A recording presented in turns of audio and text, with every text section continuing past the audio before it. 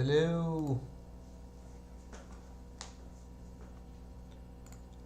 Am I visible? Am I audible? Welcome. Welcome, Abada. Nice of you to join.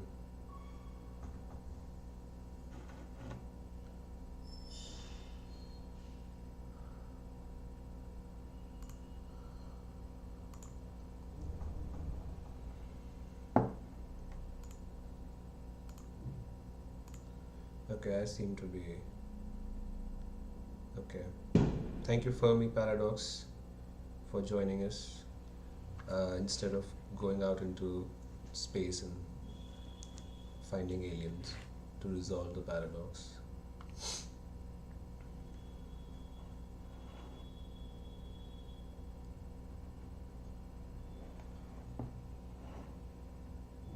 Hey, it's Jatin. Hi, Jatin. Finally caught the stream. Oh, first time. First time, hopefully not the last time. So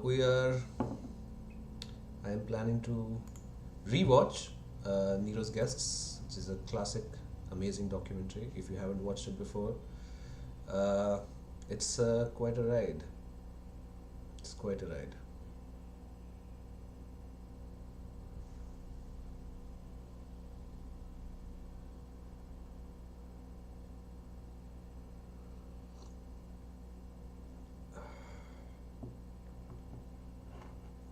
I have ditched coffee this time in favor of green tea. I can truly tell how old I'm getting now. Okay, I'm gonna just wait for like maybe 4 5 more minutes. Hopefully, some other people will join, and then we can start the movie. How's everybody feeling?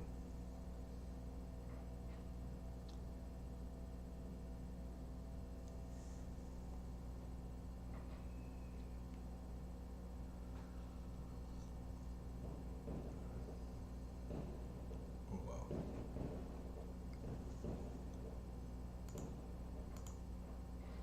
How's the weather in Germany, Abby? Or should I? Yeah.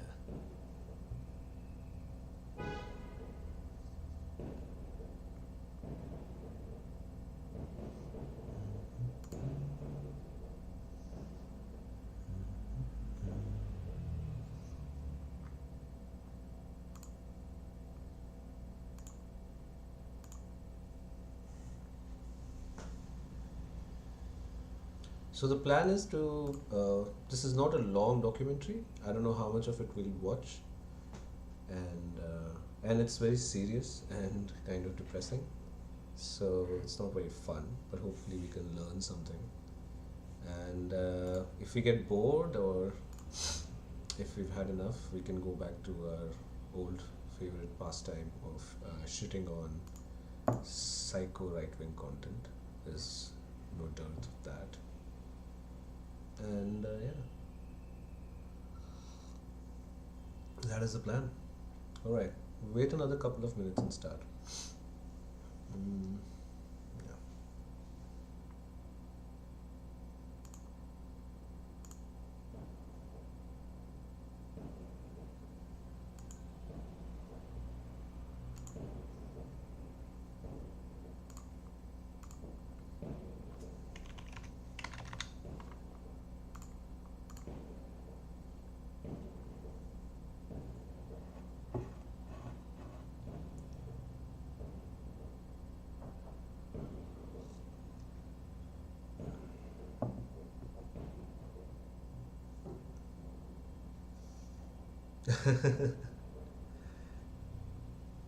Weekly roast of Pratik Borane. Oh, dude, yeah. I mean, actually monthly, but I'm like that guy's content is just way too intense. You can't like it's very difficult for me to even laugh at it. It just makes me angry. So no Pratik Borade. If we go in that direction, we can always do my favorite. Uh, hey, what's that guy? The I forget that guy's name. Yes. Shit. What is that guy's name? The in the Desi Joe Rogan type. The Chawda? Chawda? Ashok Chawda? That guy. The last time we saw this guy, the psycho. Yeah, there's a lot of psycho guys we can choose from. Yeah, Sham Sharma. Oh yeah, yeah, yeah. Oh yeah, yeah, yeah. Sham Sharma. We did Sham Sharma last time. अरे यार the Ranveer show. Yeah, the Ranveer some guy. उसका नाम ही है ना TRS Ranveer show. And he has that guy Chawda. Beer bicep. Yes, beer biceps. Yeah, who has a tattoo of what looks like the Iron Cross on his bicep, which is always a nice thing to see. Okay, are we? Should we start? Chat, people in the chat. What do you think? I think we can start now. We've been waiting for a nice, say 10 minutes now. Yeah, we have a few people with us.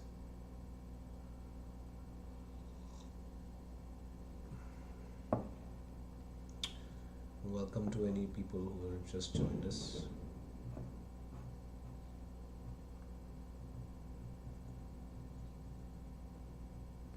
Okay, I think I'll start now. Okay, one thing I will say is that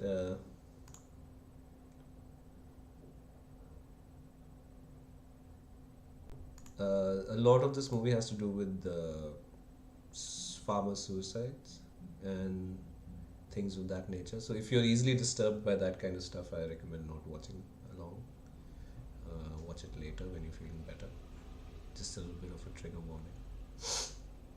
And if you're okay with that, I think we can actually start. Alright, let's go.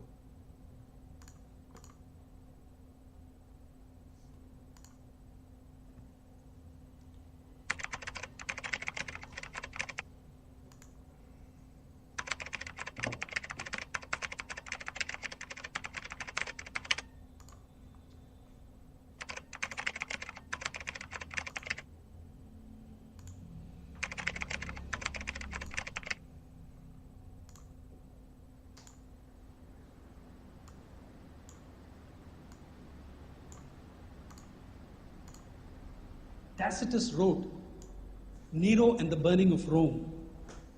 He was a very dispassionate historian. He detested Nero, but he did not blame him for the fire. Nero did not start the fire, but he was very, very scared. Nero held the greatest party ever seen in the ancient world.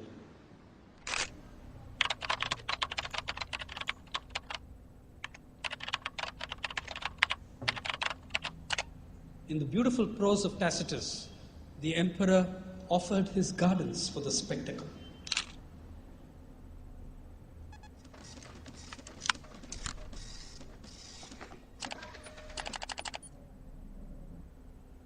For me, the issue was never Nero. The issue was Nero's guests. Who were Nero's guests?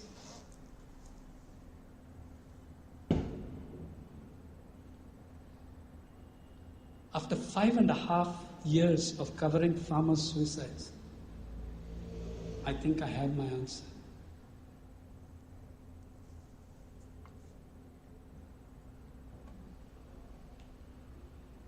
I think you have the answer.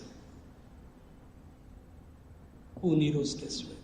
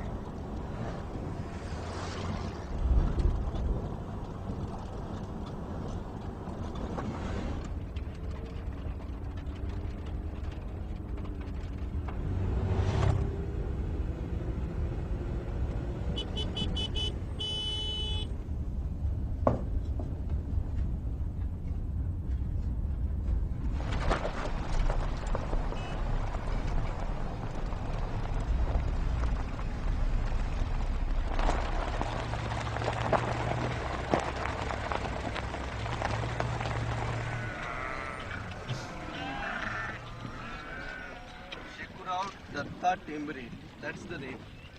Your family? हाँ family है, 2 बच्चे हैं, अभी मिलेगा। हाँ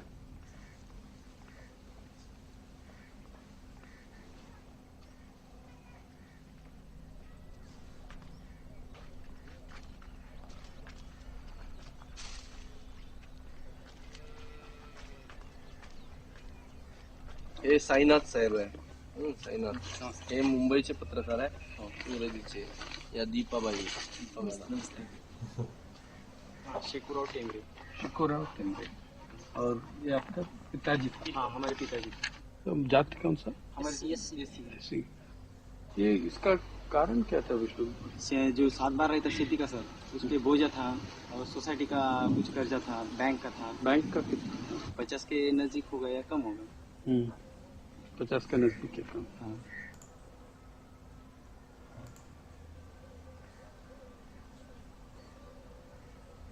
सरकार से कुछ मिला? नहीं माता जी को नहीं। कुछ नहीं। हम तो वॉल्यूम ही सुनते हैं. तुम्ही इथेच राहतो की बाहेर राहतो? सर मी आता म्हणजे जसे वडिलांची डेथ झाली तेव्हापासून इथेच राहतो सर. नसतं मी पहिले कळमनुरला असतो सर. काम गेलो. हां तू शिकतोय का? हो सर. किती काय करतोय? सर BA फर्स्ट ईयर चालू है। BA first year. विष्णु आपका उम्र? सर मेरी 22 साल है। थँक्स. यावर्षी मग परीक्षेला बसला की नाही? नाही सर, म्हणजे वडिलांचे 10 दिवस 23 मार्चला होते सर आणि 21 मार्चला एग्जाम शुरू हुई सर। और साइन अप का? सर BA फर्स्ट उसका हुआ है सर, और BA फर्स्ट. सेकंड के लिए एडमिशन के वास्ते फीस नहीं थी, इसलिए उसका इस साल ड्रॉप लिया sir.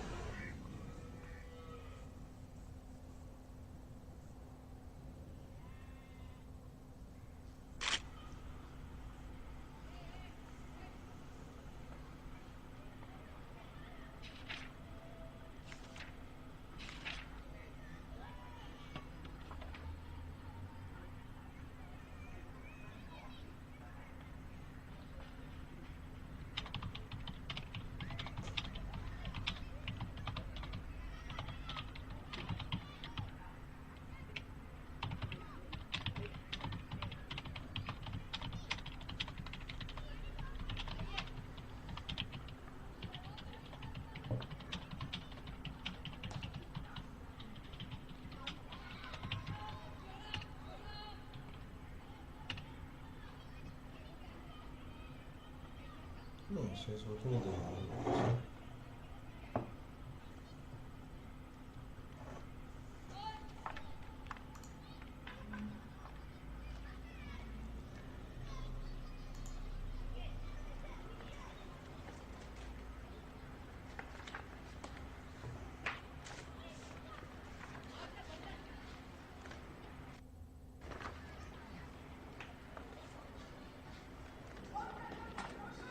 Well, there are hundreds and hundreds of pictures because there are hundreds and hundreds of suicides. Right, now this is Kasi Visweswara Rao. He won the Progressive Farmer of the Year award. This was a man who used to get angry at those, his fellow farmers who used to talk of suicide or say it isn't worth it. He always used to tell them that's nonsense. Farming is in our blood. It's what we will always do. And if you work harder, everything will be fine. In 2004, the Progressive Farmer of the Year took his own life. Her mother committed suicide in Anantapur district. Now, Sudhamani's mother was a farmer who committed suicide. She was not entitled to compensation because society does not recognize women as farmers. A woman is a farmer's wife. I asked Sudhamani, what is your enduring memory of your mother? She said, I wish I had a memory of my mother of when she was not working. When I slept, she was working. When I woke, she was working.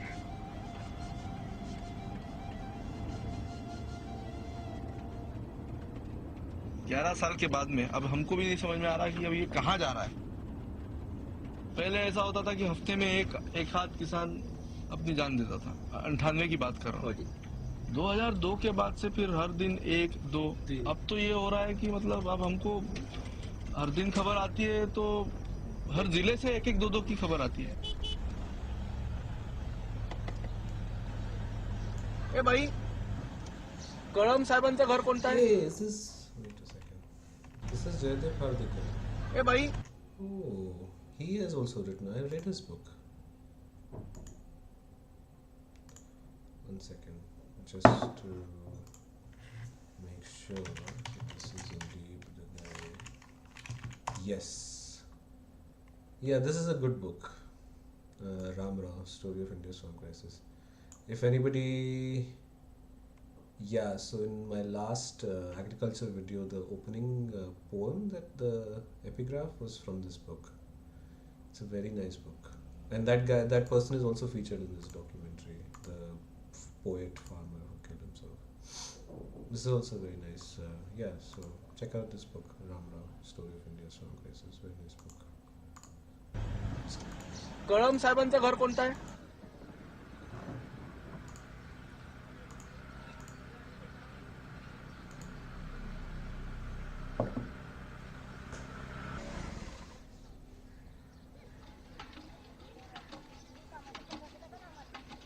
सुरुवातीला तर आमचा विश्वासच नव्हता बसला की बाबा असे करतील म्हणून आमचे.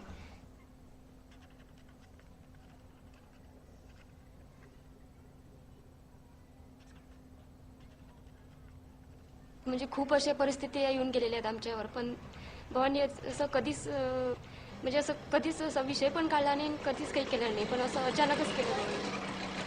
काय होतं म्हणजे जे तू परिस्थिती सांगते ती? आमचं तर पूर्ण शेतीवरच होतं आणि म्हणजे शेती व्यतिरिक्त आणखी दुसरं काहीच नव्हतं. त्याच्यामुळे मग शेतीमध्ये जर काही नाही आलं तर मग तसं बाकीच्या याच्यावर तर परिणाम होतच ना.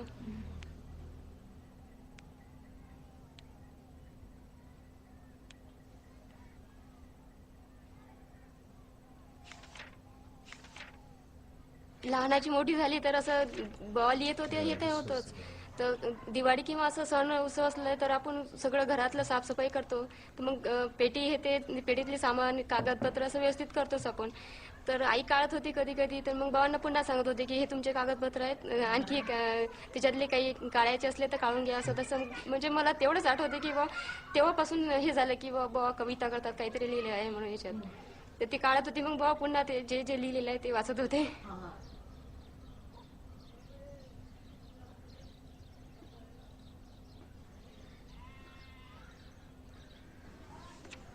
मी आगळा एगळा माई न्यारीचं जिंदगानी, माल मरण बी आहे खरं अवकानी पाणी. मले हरिक माया कवितेचा काया जमिनेतला काऊस, त्याच्या मुईले गोडवा गोड उसाच्या पेऱ्याचा. माया मरण आले कोणी म्हणतील येळ, देह टांगत ठेवला जसा फुलोऱ्यातला कानवला.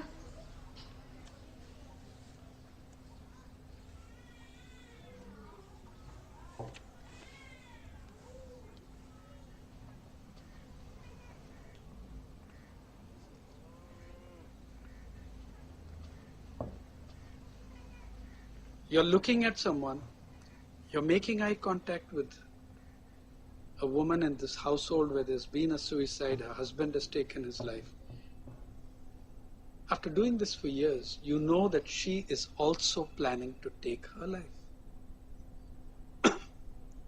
There is not a thing you can offer her by way of genuine solace or comfort.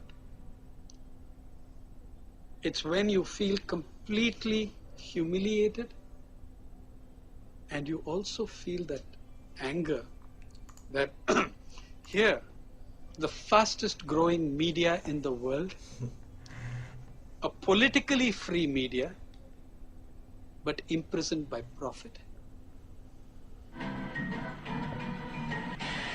Yes, Yamaha.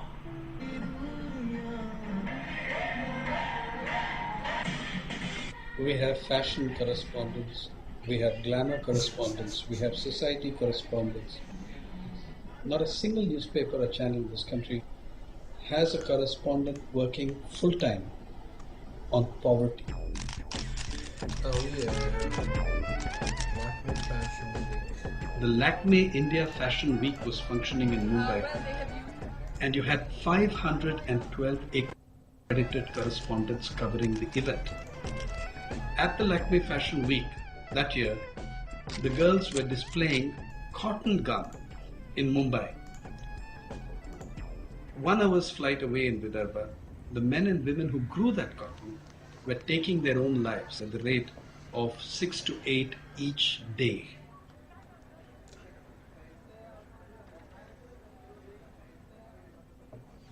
कि आप लोग को भी वो इफेक्ट हुआ या कैसा? हाँ ना, जरूर हुआ। कैसा इफेक्ट हुआ? ये जो गवर्नमेंट की नीति है, वो खर्चा ज्यादा हो गया खेती पे, और वो जो खेती में उत्पादन होता है उस पे भाव नहीं मिलता।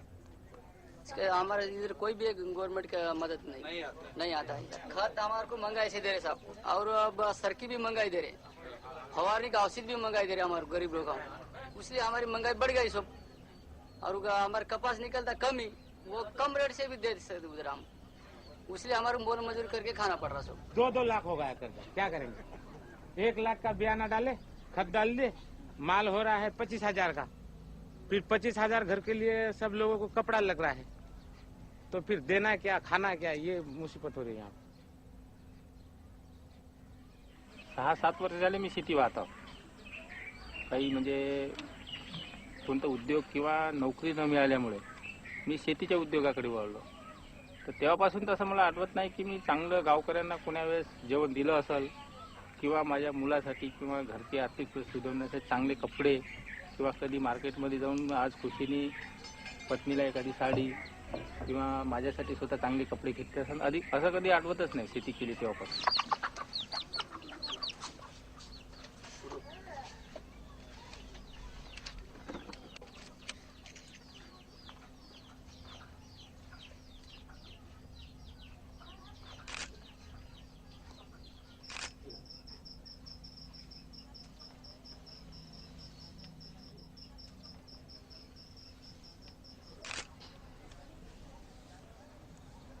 Three people in that household have committed suicide. We were talking about 166,000 people in debt taking their lives by their own hand. And you're talking about families which have seen a second suicide and a third suicide in wave upon wave of suicide.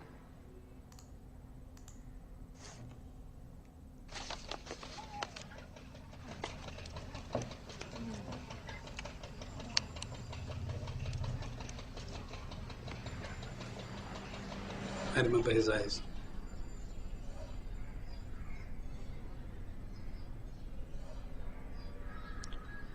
You see his eyes?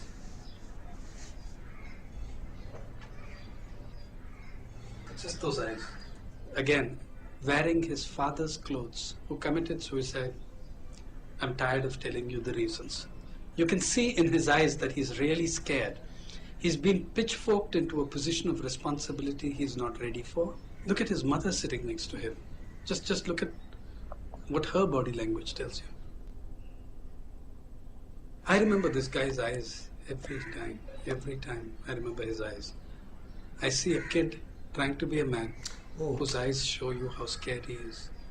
Also, if you haven't already, please subscribe, donate, and support PARI, People's Archive of Rural India, founded by P Sainath. Please do that. Public service announcement.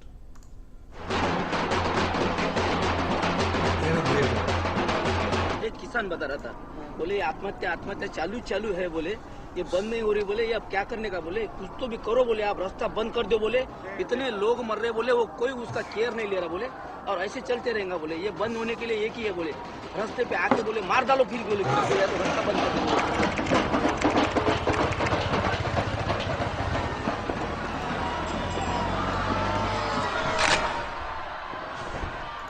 आज या ठिकाणी अखिल भारतीय किसान सभेच्या 31व्या राष्ट्रीय अधिवेशनाच्या प्रसंगी जमलेलो आहोत की ही अखिल भारतीय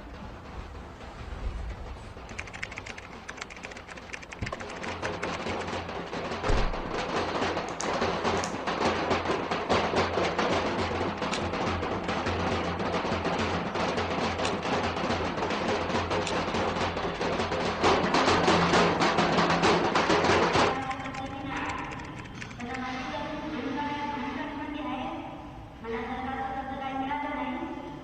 माझे आज जे खूप झालं गेला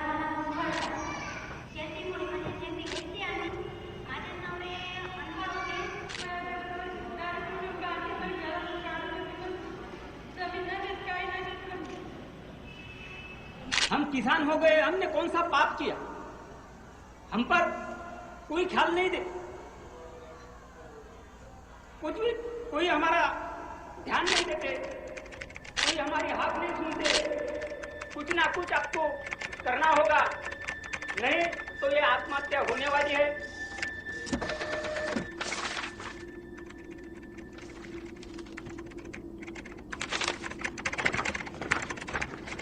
This is Rukma by cannot afford in Yavatmal district of Vidarbha. Agriculture too expensive, suicide for the same reason. Such a poor family, they cannot afford any of this small village.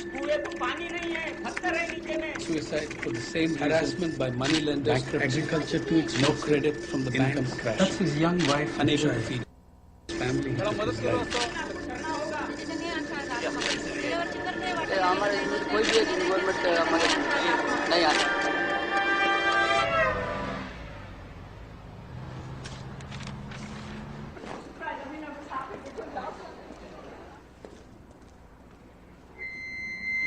Can you hear me now? Can you just raise the mic? Can you hear me now? Yeah.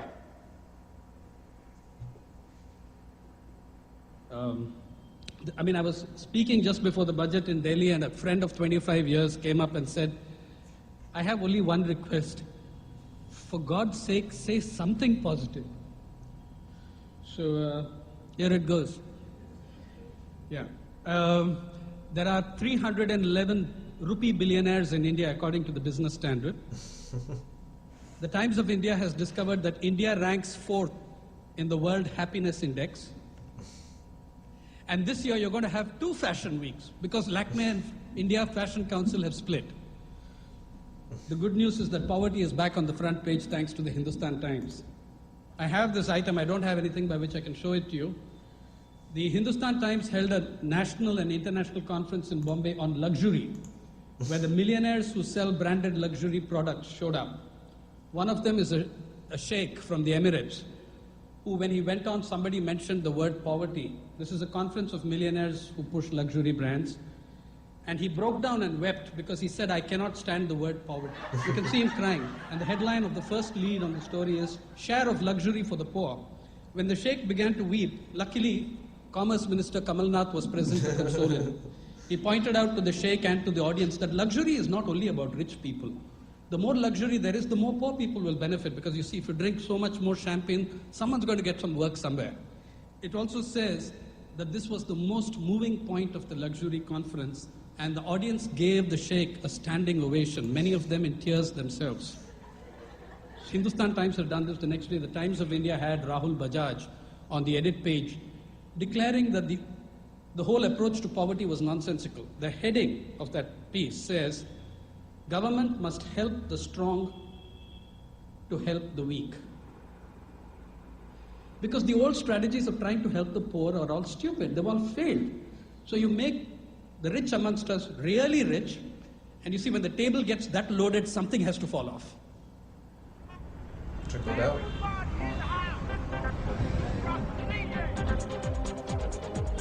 Oh God, this is so weird.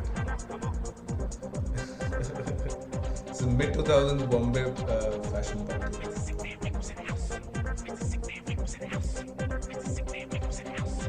I'm so excited. I'm so excited because I wanted to do something. I didn't know how to go about it. There's so many people that I know that want to do something but don't know how to. Cool house. We decided to have a party to remove or try to make poverty lesser in our country and make a difference. Mostly, we need to see the have-nots as key to our survival. We can't see them as different creatures from another world. They are the fresh laundry we have in the house every day. They're the fresh cut flowers in our bowl. You know, they're the fact that I have nicely blow-dried hair once in a while. They're our manicures and pedicures. We need them. They're our freshly cooked food on the table. We will party anyway, whether we give money for charity or not. So in fact, we are telling people, yeah, party, have fun, but donate some money too. Everybody happy. Perfect.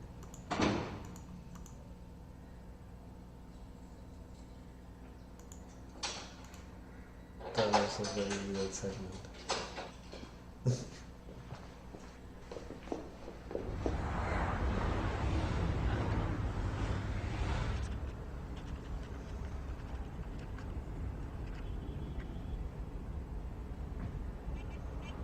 Hey, Soumya's here.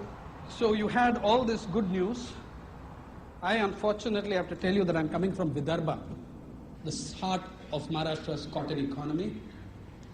Maharashtra is having 8-hour power cuts. And as always in India, all cuts and austerity have their class and caste hierarchy. Bombay city is yet to have a single power cut. Grade 2 cities have 2-hour power cuts. And the villages have 8-hour power cuts. Hello. Now in the middle of all this, to the first time in the history of this country, a geo-exempted mortuaries and post-mortem centers from power cuts because post-mortems in Vidarbha are occurring round. Hey. Hi Ganga Singh, how are you? Hi Soumya. So we're like 20 minutes into watching this documentary. It's about the agricultural crisis. This is P Sainath. If you don't know him, please check him out. And if you haven't watched this movie, it's very good. Round the clock for the number of suicides in the history of this country. A geo-exempted mortuaries and post-mortem centers from power cuts because post-mortems in Vidarbha are occurring round the clock for the number of suicides that are taking place in 4 districts.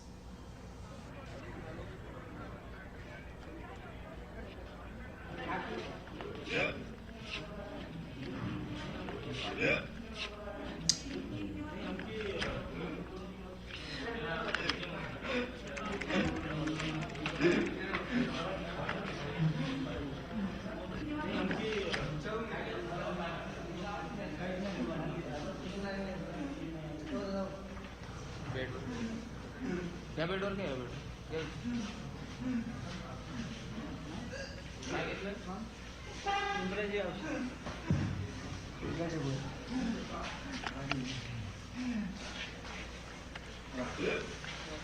Bed आपको disturb नहीं अंदर बैठो मेरी try Board paper, oh shit. Best of luck for that.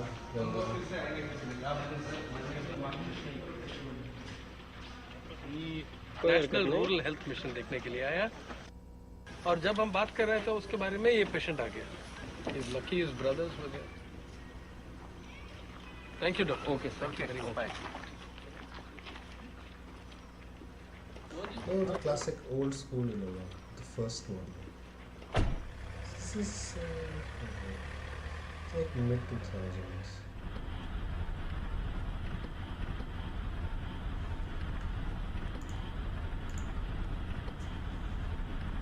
मतलब the thing is there is no उसका existence को कोई मतलब नहीं है ऐसा ये हो गया आपने को बोल रहा हो कि भाई मेरे को 3 छोटे लड़के हैं और मैं पॉइजन ले लिया हूँ ऐसा हाथ बता के बोल रहा हूँ मैं क्या कर रहा हूँ क्या करेंगे नहीं उसको मालूम है अपन आए हैं यहाँ पे तो अभी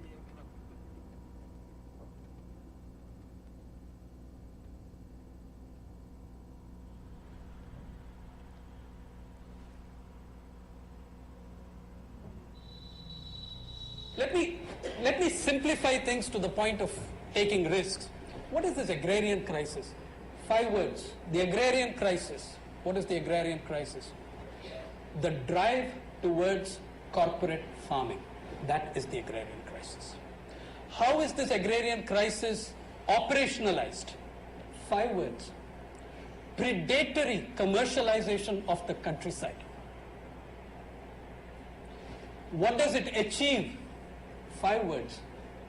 The biggest displacement in Indian history. Yeah, this section was very nice.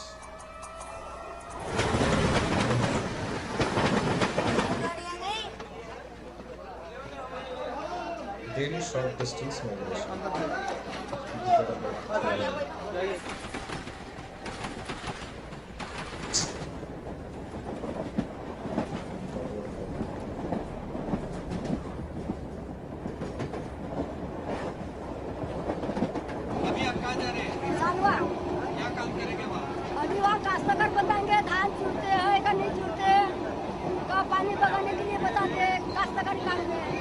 आप लोग सुबह कितने बजे उठे हैं? 4 बजे? 4 बजे खाना पकाया ना हमने। हाँ, क्या क्या किया घर में? घर में अपना सेकबाग किए, आंगोड़ करे, धोए, आंगनाए, डब्बा जोड़ी और 6 बजे और आएंगे 9 बजे, 9:30 बजे। 11 बजते मेरे को बाहर लेटा दिया ही ना।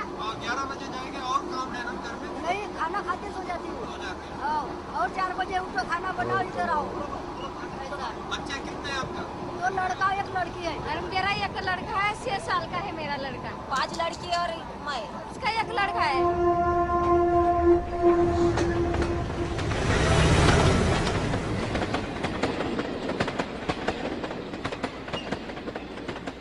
एक पोरगी आहे 7 वर्षाची आणि एक पोरगी आहे 5 वर्षाची.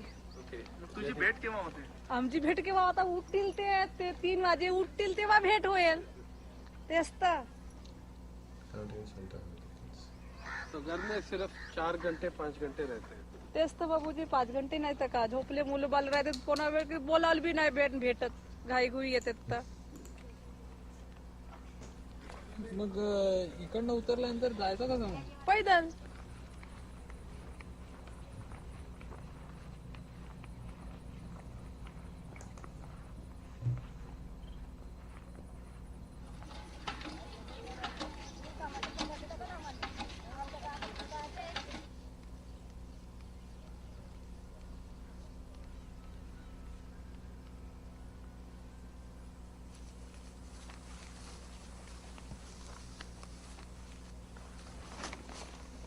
Hello, Brown Panic. They are spending up. Thank you for joining. We are watching Nero's guests. I guess we are all Nero's guests. It's a documentary that follows P Sainath. He's going around this country talking to people, families of farmers who have committed suicide, basically talking about the agricultural crisis and how predatory commercialization of the countryside is the agricultural crisis. We're not having a lot of fun basically today. It's a very serious documentary. We've through half of it actually, so maybe after this we can have some fun. But this is also very educational, so welcome. To 20 hours a day outside their homes, the youngest babies and children forget their mothers.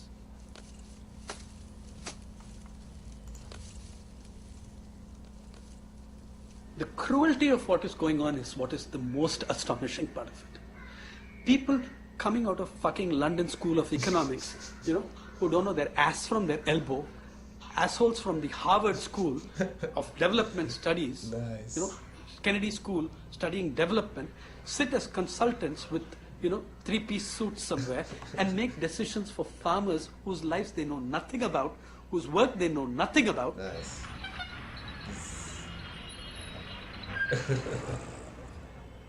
What you've done in this whole period of the last 20 years is to reduce every form of human value to exchange value. So what are you doing? It's not profitable, so they shouldn't be in agriculture. Yeah, they should just lie down and die. Tens of millions of them. You haven't created one new job in urban areas. The public sector is crumbling. The public sector of India, which is the government, which is the biggest employer, in the public sector, central public sector has lost 900,000 jobs in 10 years. Nearly 1 million jobs have gone. So when we throw people out of agriculture, where is the industry? Where is the industry? For people who are illiterate, for people whom you don't give education, for people whom you don't provide literacy, for people whom you don't provide sanitation, for people whom you don't give the minimums of health, where do they go? Sure, let them leave agriculture. Even I don't want everybody to be in agriculture forever. Where do they go?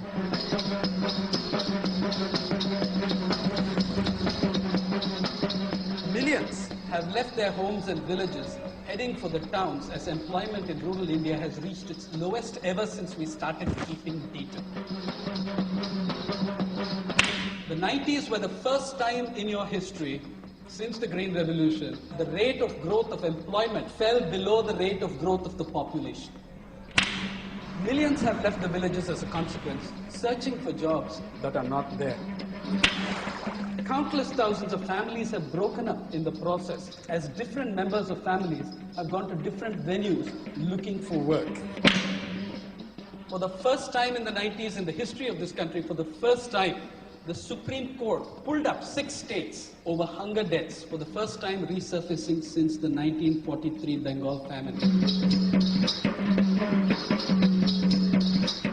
In the last 15 years, the fastest growing sector in this country is not IT, it's not software, it's inequality. It has grown faster than at any time in our history since the time of the colonial Raj. It's only gotten worse. Only gotten worse.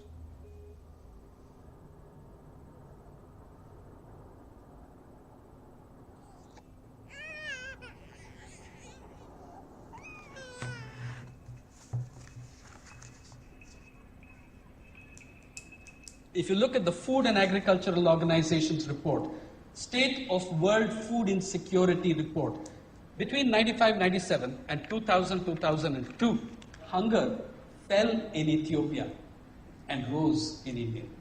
Hunger fell in 2 sub-Saharan countries and rose in this one, in this rich country. The net per capita availability of food grain actually fell, and fell massively during the economic reforms years.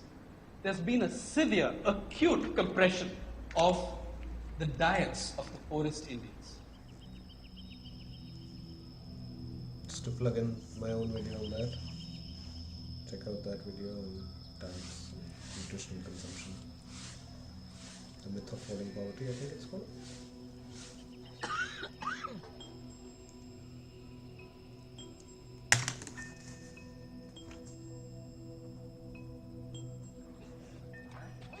तान्ह उपासी लेकरू भाकर मागते मायेले आसू डोळ्यात आणून सूर्य दाखवे लेकाले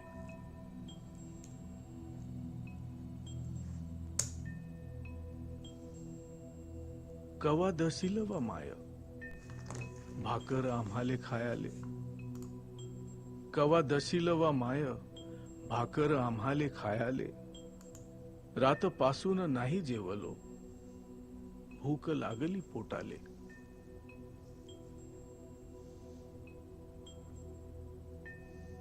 निवू दे ना जरा बापू त्या गरम भाकरीले चटका दुरून अंगाले लागते फोड येतील तोंडाले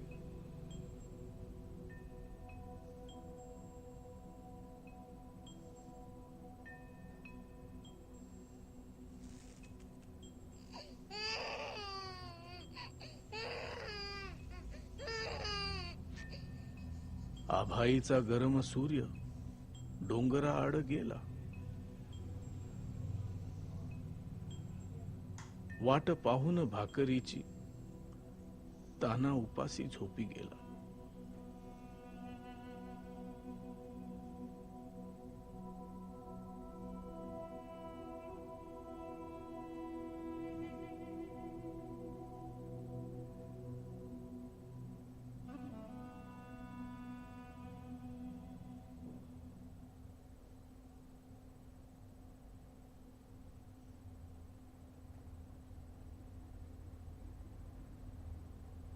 During this period of spectacular rise in hunger, India exported, in those 2 years of 2002 and 2003, we exported 20 million tons of food grain when our own people were starving.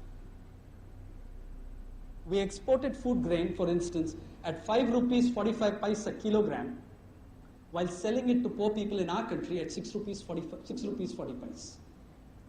Now, who did we export it to? We exported it for the cattle of Europe. That's whom we exported it to. You see, the cow in Europe is the most food secure creature on the planet. Okay?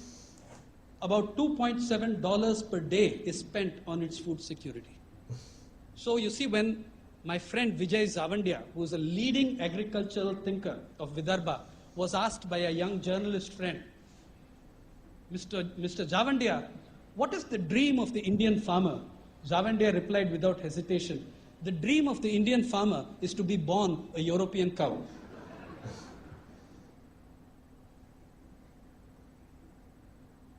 The subsidies in the cotton world are amongst the worst in the world. They're dominated by the United States and by EU. In 2001, the value of the cotton produced in the United States was $3 billion. The subsidy was $3.9 billion. In 2005, the value of the cotton produced was $3.9 billion. The subsidy was $4.7 billion for 20,000 growers. You're talking about millions of dollars a day. Now this has destroyed cotton economies from Vidarbha to Western Africa. Mali, Chad, Burkina Faso and Benin live on cotton. They too are rocked by farm suicides. The presidents of two of these nations wrote an article in the New York Times. Your subsidies are killing our people. Yeah. What does the WTO do in this situation? It tells these four countries to diversify their product. In other words, the US will not lower its subsidies, the EU will not lower its subsidies, you grow something else. The demand of being market friendly and viable is one made of the poorest farmers on earth, not of the richest. If viability of farmer is a problem, no American farmer is viable, I'll say it without hesitation, no European farmer is viable. But you want to make the demand of being market friendly and viable of the poorest people on the planet. They can't be viable. They are so intensive. The agriculture is requires so many inputs. There's no way that it can be viable. So they have to have subsidies.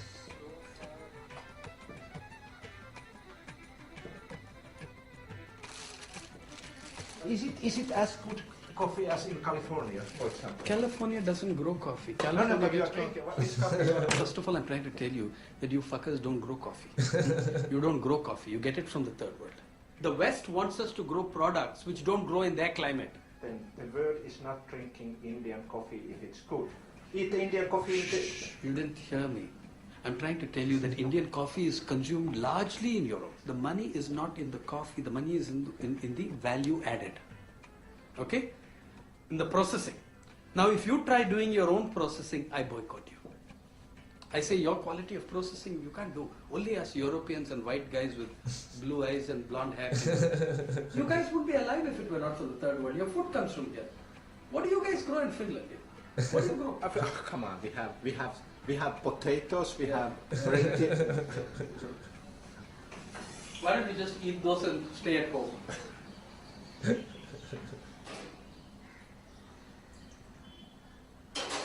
Four corporations and a few other minor players control the world of coffee. Coffee growers in Brazil went on strike around 1999-2000. So what did the major corporations do? The major corporations ordered gigantic amounts of coffee from Kerala and Kenya and Tanzania. So the Brazilian workers were out on a limb, extremely pathetically poor people. They were destroyed by the huge burst in coffee production in other parts of the world. So for 2 years, Kerala experienced a gigantic coffee price boom. Then the Brazilian workers, strike broken, come back to the fields. Then the corporations pull the plug on prices in Kerala and Kenya and Tanzania and wherever else, I don't know. This has happened with product after product, Vanilla crop after crop. No European country grows pepper, to the best of my knowledge, in any significant scale. But you consume pepper in very large quantities. The guys who grow it, they're committing suicide. Because the entire structure of global trade, the entire monopoly that Western corporations have over commodities in this trade, over agricultural and other products, mean that the third world farmer is looted and plundered of whatever little prosperity he had. Okay? Whether it's cotton growers in Vidarbha, whether it's pepper and coffee growers, you also share some of the responsibility of what's going on. Your corporations loot and plunder these people. We don't wish to be self-righteous though. We are also responsible. आम्ही washer washer आम्ही washer washer मुकी Varhadi washer गाय पन्हावतो आम्ही चोर काळतात धार टप टप घाम उन्हारतो भुईवर मोती पिकवतो आम्ही तरी उपासी लेकर.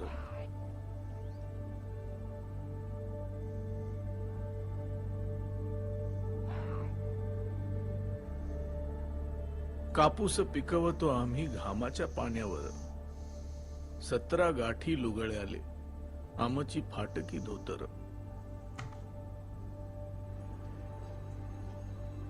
झाळ जगवतो आम्ही काया भुईवर. मुर्दा आमुचा अर्धाच जयते लाकूड नाही सरणावर.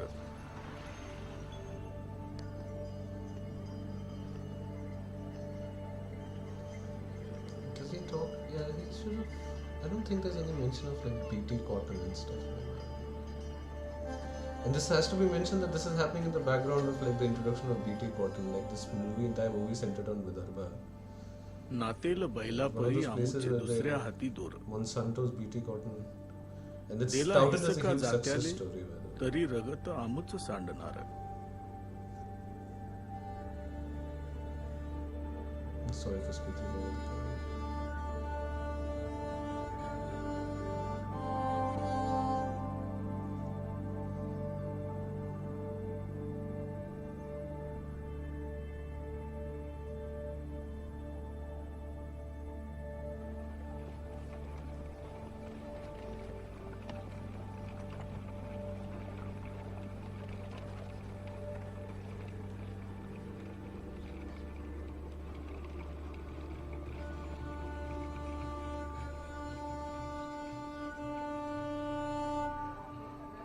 Hey, Nokia 6300. He's trying and he's not getting me. 6600. I'm not getting him.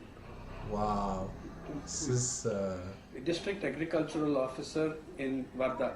They're very worried about the visit, no? Because the country's foremost scientist, agricultural scientist, is visiting them as part of a study team. So they're concerned. I mean, I'm not saying he's a bad guy. I'm saying he's worried. It got cut off, Mr. Lokande. No, what I'm saying is 90% of the program he's meeting officials, not farmers.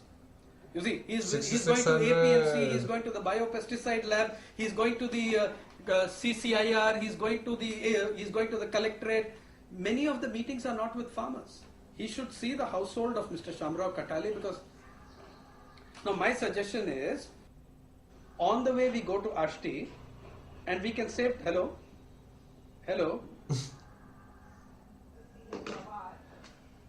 We are negotiating his program. Look, I trust the team that is coming from the National Commission of Farmers. These are very eminent people. So its recommendations will have to be listened to. Whether they will act on those recommendations. They're talking about MS Swaminathan, right? The National Commission of Farmers. This still not done anything about those reports, I think. But it was 5 reports that they put out. 30,000 cash. You can train her. Right. I think that will be good. I don't know what MS Swaminathan is doing. Prime Minister is visiting.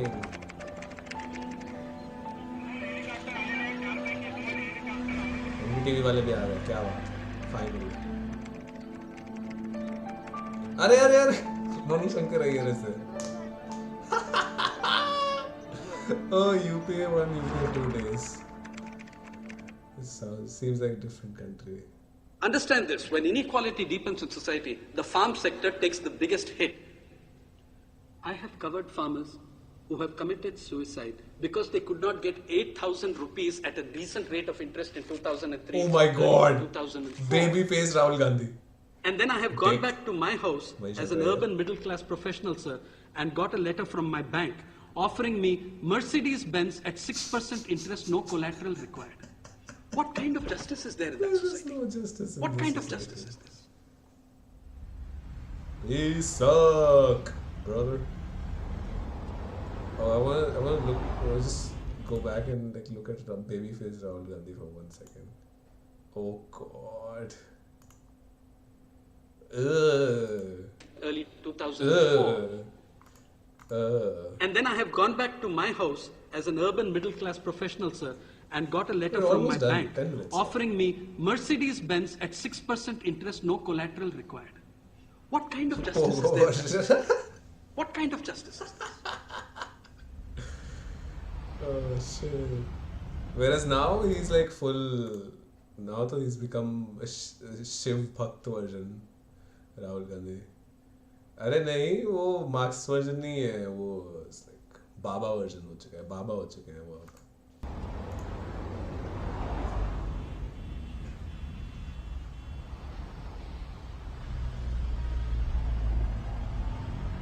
Shiv भक्त है ना वो तो अब.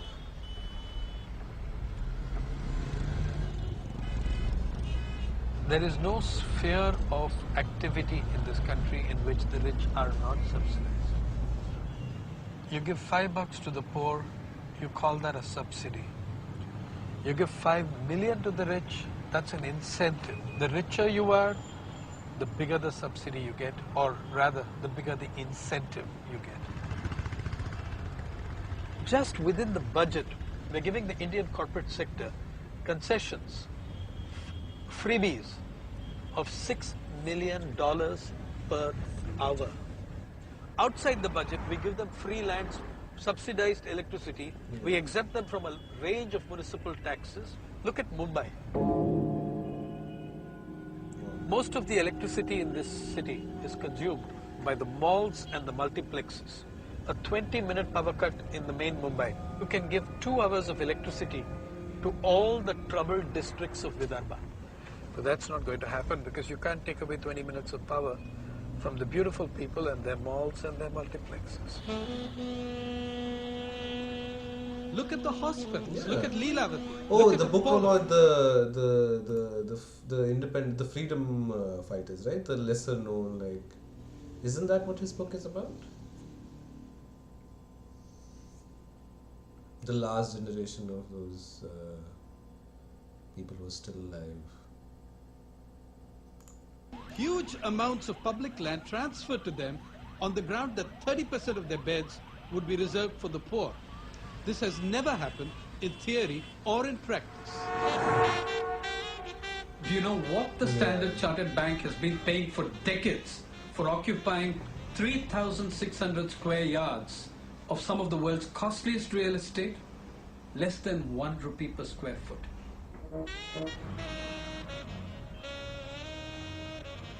It's very clear who the government exists for. When the sensitive index of the Bombay Stock Exchange fell, it took 2 hours for the then finance minister to arrive in Bombay by a special flight, to hold the hands of, to hold the hands of weeping billionaires. It took 10 years for a prime minister of the country to visit a farm household in a state where over 40,000 farmers have committed suicide since 1995, according to government data. It took 10 years for the governments to think up of some sort of a rehab package for these farmers. It takes 2 hours for a finance minister to land up at Dalal Street, India's Wall Street, to soothe the nerves of sensitive billionaires. I suppose my enduring response to it is one of real anger. It's inhuman, it's unjust, inhuman, and obnoxious how you respond to the issues of the poor in this country.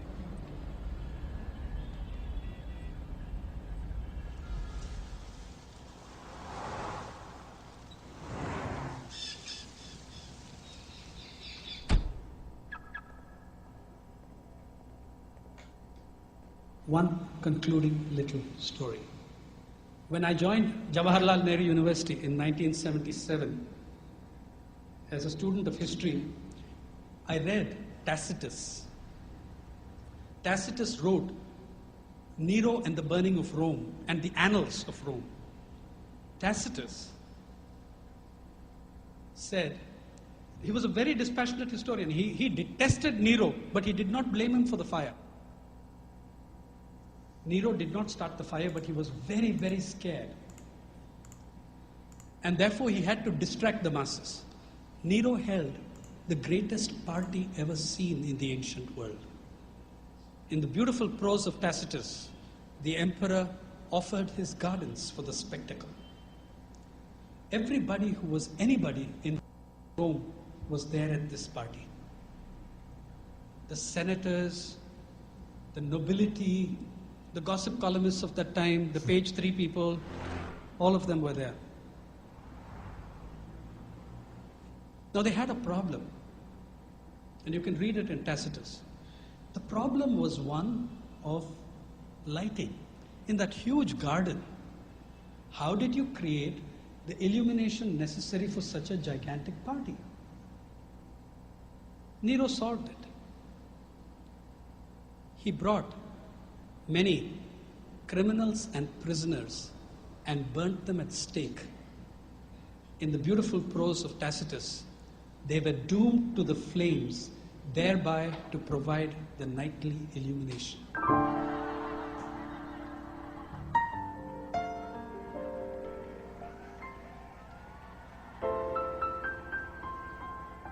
For me, the issue was never Nero. The issue was Nero's guests.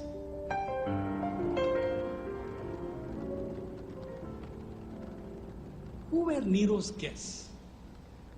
What sort of a mindset did it require for you to pop one more fig into your mouth as another human being burst into flames? What sort of mindset did it require for you to drop those grapes into your jaws as another pathetic person on a crucifix or whatever, on a stake, burned to provide you illumination? These were the sensitive elite of Rome. These were the poets, the singers, the musicians, the artists, the historians, the intelligentsia. How many of them raised a protest? How many of them put up their hand to say, this is wrong, it should not happen, it cannot continue? To the best of our knowledge, from Tacitus's history of that event, nobody did that. Nobody did that. For me, I always wondered, who were Nero's guests? After 5.5 years of covering farmers' suicides, I think I have my answer. I think you have the answer, who Nero's guests were. I'll tell you this, we can differ on how to solve this problem. We can differ on even our analysis of the problem, but maybe we can make one starting point. We can all agree that we will not be Nero's guests. Thank you.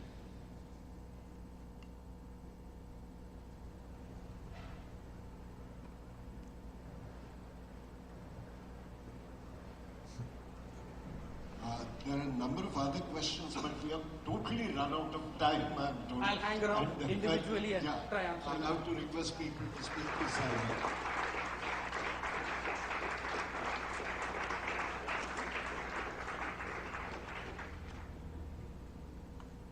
You can stop the suicides quite easily. If this government had even brains, I mean, let alone cynicism, if it had even brains, stopping the suicides is much easier than stopping the rural districts. Yeah. What are the policy measures you want? One thing, the Mahatma, who was the most prolific journalist India ever produced, said, let me give you a talisman. Recall the face of the poorest and weakest person you have met and ask yourself how the action you contemplate will place him or her in greater control of his life. I would give the same principle for journalism. Why is that not replicable? Who says it's not? We don't want to is a different matter. Political, also class interests. So it's a very, very important thing. Yeah. We'll have to vacate the hall. Okay, right. Sorry, you had one question. Let me answer it on the way out. Yeah. Somebody had, yeah, you had a question. Let me try your question. Yeah. I think that you're right. To affordable food is greater than my right to an affordable Mercedes Benz. The poor are a minority in your country. You can get away with it. When there are 600 million, you can't. So one last question. Whose last question is this? Mine. I'm not student to the issue completely. Join the club. There's 1 billion people who are not.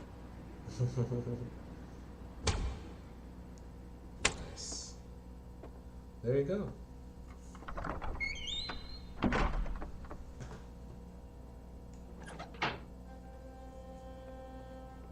I will let the credits roll and get myself some tea. Tell me how it was. Thoughts.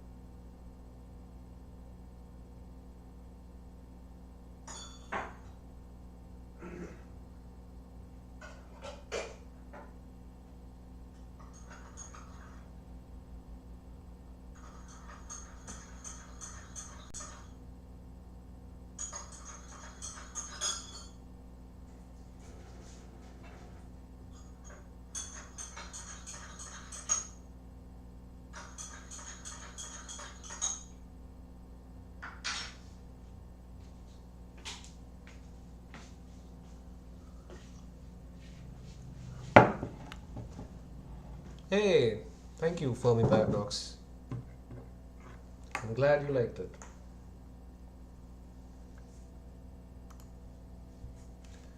I'm glad you liked it. Yeah. It's yeah. I have I really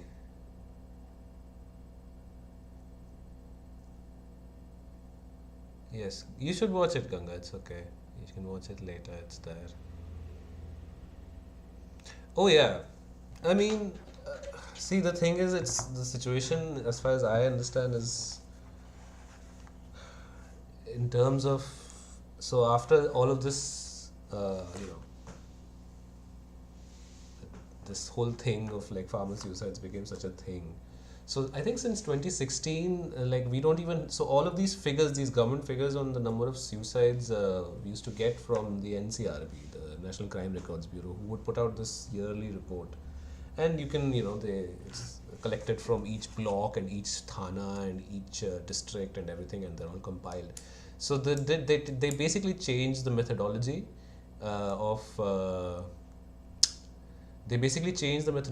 of counting or measuring suicides and stuff like that. So now we don't even have actually data of how many farmers have killed themselves. It's there, the data is there, but it's even more, the data is never robust. This is India after all, and one of the biggest flaws with the data, how this number that we have, like 3 lakh suicides in 15 years or 20 years or whatever, that excludes most of the women who have committed suicide, women farmers, because like he said in this movie also, they're not considered to be farmers because they usually don't have land in their name, though the women are like 60-70%, 60-65% of the agricultural workforce. So so even the number that we have is a gross underestimation, and now we don't even have that number. So we don't know what is we have anecdotal evidence in terms of what is the status of distress in rural areas, and obviously the distress is pretty bad. What is basically happening, what he said, the whole thing of the predatory commercialization of the countryside, that has only accelerated, the what we saw with the corporatization of agriculture and all that stuff, that is only increasing. Contract farming, diversification, lack of government support. We have PM Kisan, I suppose you could say that, which is like 6,000 rupees a year or something like that, or some whatever Indian version of UBI. Sainath has a lot to say about the Modi government. In fact, we can actually watch some more Sainath.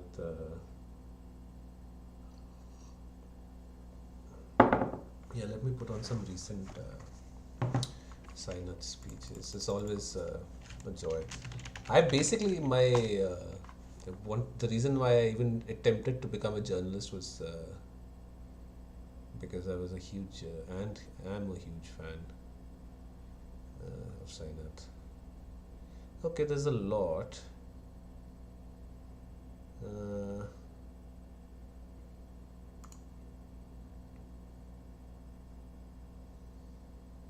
As a petit bourgeois, the more I learn about what my family is contributing to, the more staunch of a communist I become. Yeah.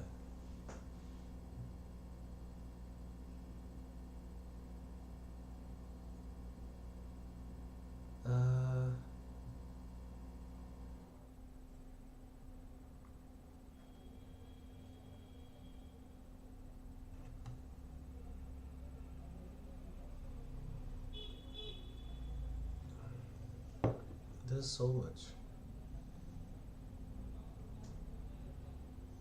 Oh, I just saw a video from my favorite YouTuber. How Yogi Adityanath is transforming Uttar Pradesh. I am so tempted to click on this, but no.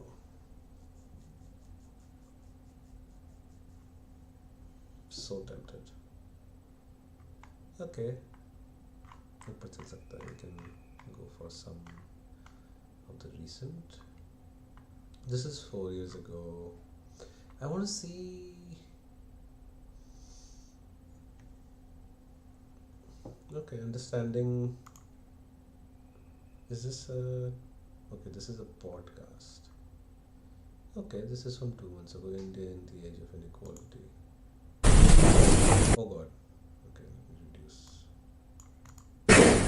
Thank you very much. I'm absolutely honored to be delivering a lecture in memory of Sunil.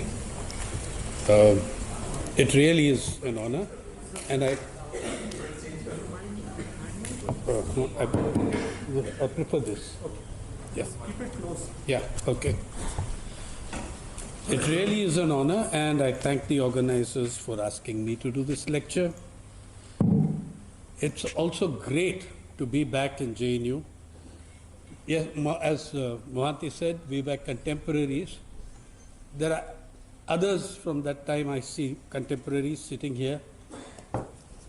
I was in room 341, Ganga.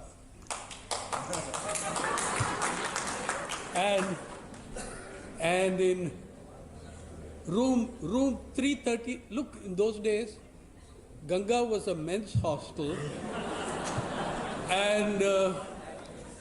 And we were such a bloody nuisance. I think after we left, they did a Havan and converted it to a women's hostel.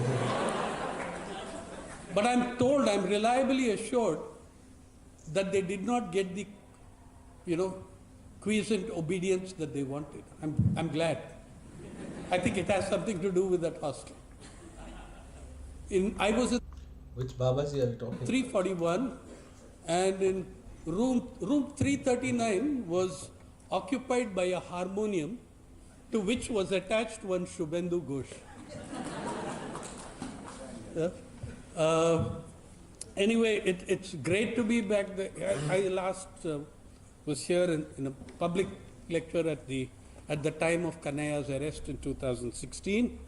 And you can all hear me, right? Any problem? Yeah, they can. Okay. Nalini was asking about what happened at TOI that they agreed. One, I think I was very lucky, very frankly. Two, there were many things going. One is that on the plus side, the series in Mumbai received a record number of readers' letters.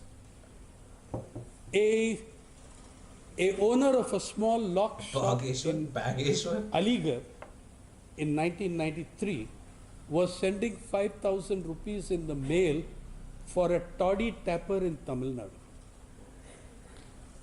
You know, a few lakhs of rupees came in and we didn't know what to do. I was trying to tell them, you have to, you know, some of the people I wrote about didn't have bank accounts. How the heck am I going to deliver it to them? But that kind of response, I think, influenced them.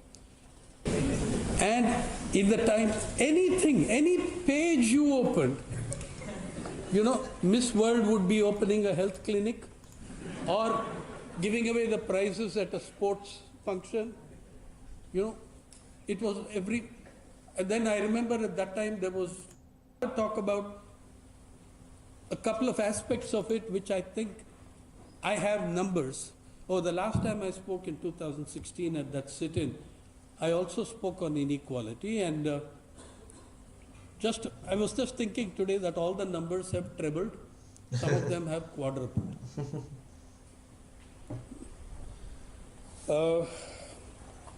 The government of India is presently engaged in a war on all those who create indexes globally. Two gigantic stress points I'm going to look at, and processes also, two commemorative events. One is a process, what happened with COVID-19. And the other is that this is the 75th year of your independence. And something huge is going on about rewriting the story of this country, its independence, its freedom struggle, about everything. And a lot of people don't seem to realize that the freedom struggle was also a struggle against inequality, against indignity, against dehumanization. Yeah? A country whose, before colonialism, whose lifespan, longevity, was higher than that of Wales and Scotland and equal to that of England. Okay? I love the bleeding heart hypocrisy of the media and the editorials which said, why are they going back? Why are they going back? You know, our conscience was also touched by the fact that we were losing our dhobi, our mali, our driver, our servants, our safai karamcharis. The cheap labor that slaves for us every day for a pittance was going off, and suddenly we were worried about their welfare. We never even bothered to ask them about their family or anything when things were normal. We never bothered to ask, how are you doing? But, you know, they kept asking, and all of them followed the cameras, etc., followed the migrants till the gates of the city, because the newspapers and channels are not prepared to spend money on sending people to the rural area. Wait, I have no idea what is going on. He told Rubika Liaquat on TV that uski ghar wapsi honi What? What? And who is this Rubika Liaquat? She is one of the biggest Modi cheerleaders. Dude, I am so out of the loop. Is this of any interest to anybody apart from me? Does anybody want to watch this? Should I turn it off? Should we go back to our usual of watching shitty content? Does anybody want Sham Sharma? Or is this fine?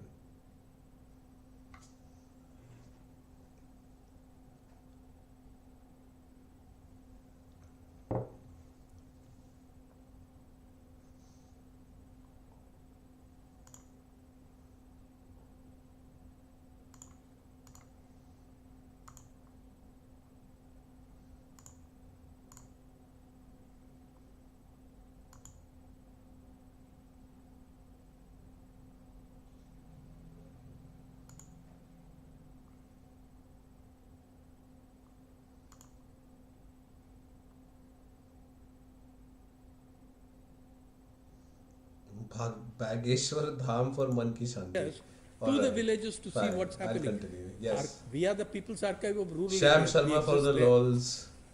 Ganga says I'm fine with anything. So, okay.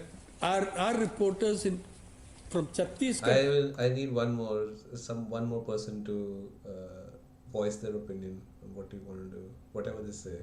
Sham Sharma or Sainath? I think maybe we have actually got too much seriousness in this stream already. Maybe it's time.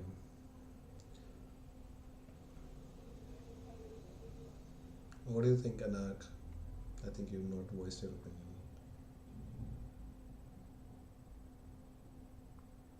I can post a poll. There are 5 people watching. It's fine. You can everybody can participate.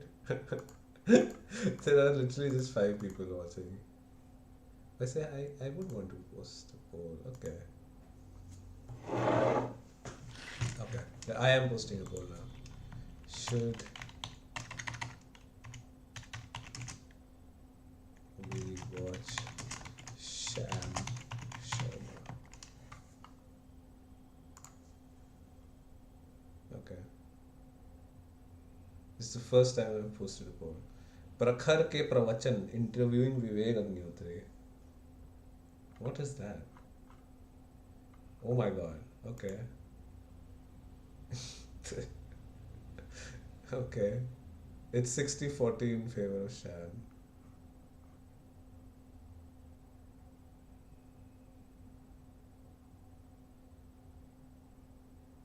Okay.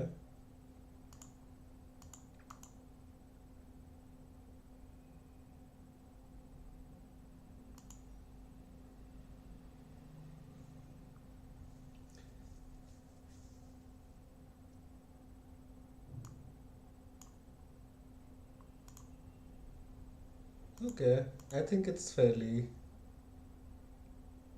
clear. This is a normal. I don't want to go for a cheaper beer biceps. Honestly, I will go for the original.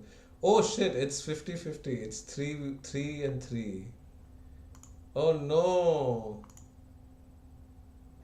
What are we gonna do, guys? Democracy is failing. Come on.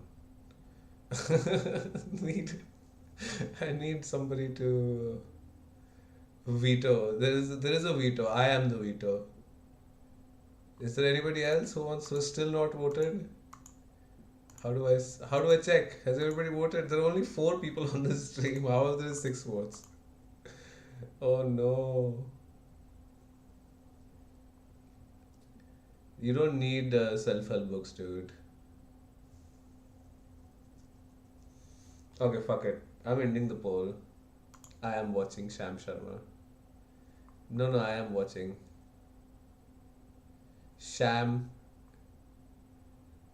अरे यार, I was just saying at the beginning of the stream that प्रतीक बोराडे मेरे को वो कर देता है. He depresses the fuck out of me. Oh dude, ये सब तुम क्या बातें बोल रहे हो यार? प्रतीक Borade for life. Prateek Borade on Bhagat.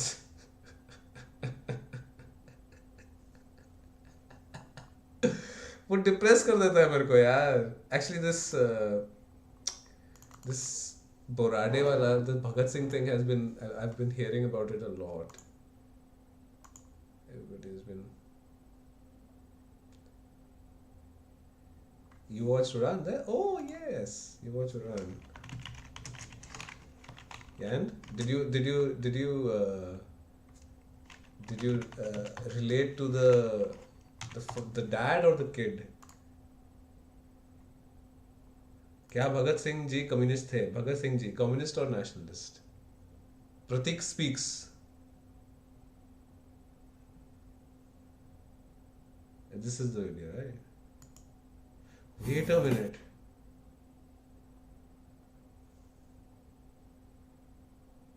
What is this title? पैरों का आकर्षण, जेनेटिक्स का प्रभाव, सभी बातों का उत्तर.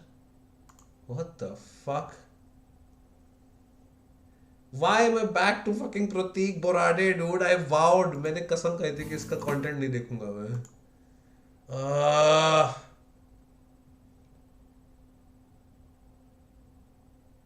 कसम से मजा आ जाएगा. मजा आएगा या मेरा बीपी हाई होगा? Watch Udham Singh review. First security में प्रतीक बुराड़े रोस्ट। इसका कैसे कोई रोस्ट कर सकता है यार? इस आदमी, the man does not have a sense of humour. Oh God, okay इस कहाँ से कहाँ आ गए हम? नीरोज गेस्ट देख रहे थे, प्रतीक बुराड़े और भगत सिंह देख रहे हैं। Bhagat Singh ji, by the way, that's his niece ji, Bhagat Singh जी।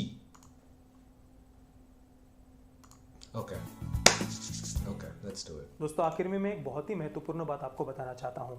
ये जो कम्युनिस्ट है, वामपंथी है, लेफ्ट लिबरल से, ये किस प्रकार से युवा पीढ़ी का ब्रेन वॉश कर रहे हैं, ये तो मैंने आपको बताया ही। लेकिन ये ब्रेन वॉश करने के लिए इनके पास में एक बहुत बड़ा हथियार है। ये लोग अपनी फेल्ड और खूनी विचारधाराओं को जस्टिफाई करने के लिए हमारे महान स्वतंत्रता सेनानियों का नाम लेते हैं। भगत सिंह जी, नेताजी सुभाष चंद्र बोस जी, या फिर डॉक्टर बाबा साहेब अम्बेडकर जी, इनका नाम लेकर वो अपनी communist ideology. Imagine Prateek Burade as your roommate. नहीं भाई, मर्डर हो जाएगा, मर्डर हो जाएगा। I like the kids' perspective, and I still hate that they portray arts as literally poems, drawings, and other things. I mean, yeah. I like the movie though. Vande Mataram की T-shirt पहने। ये roommate होता तो ये, इसको मैं बता रहा हूँ, इस आदमी का प्रॉब्लम यही है कि ये इतना इसको I don't want to slander and defame him, so I'll shut up. I think for the least I will say is that he probably had a very complicated relationship with his father, definitely. को justify करने की कोशिश करते हैं। अब यहाँ पर इनकी हिपोक्रेसी देखिए, दोगलापन देखिए। दोगला। कम्युनिज्म की जो विचारधारा है वो तो देशभक्ति में, उनको तो देशभक्ति से एलर्जी है। नेशनलिज्म, राष्ट्रवाद, ऐसे शब्दों से उनको बहुत एलर्जी है भाई। उनकी आइडियोलॉजी में ही देशभक्ति फिट बैठती नहीं है। हमेशा से उनको जब भारत माता की जय कहा जाता है, वंदे मातरम कहा जाता है, या राष्ट्रगीत के लिए खड़े होने की बात आती है, या फिर जब देश से प्यार करने की, राष्ट्रवाद की बात आती है, तो इन शब्दों से उनको बहुत तकलीफ होती है। लेकिन अपनी आइडियोलॉजी को जस्टिफाई करने के लिए ये लोग भगत सिंह जी के नाम का उपयोग करते हैं, नेताजी सुभाष चंद्र बोस। सही लॉजिक है भाई।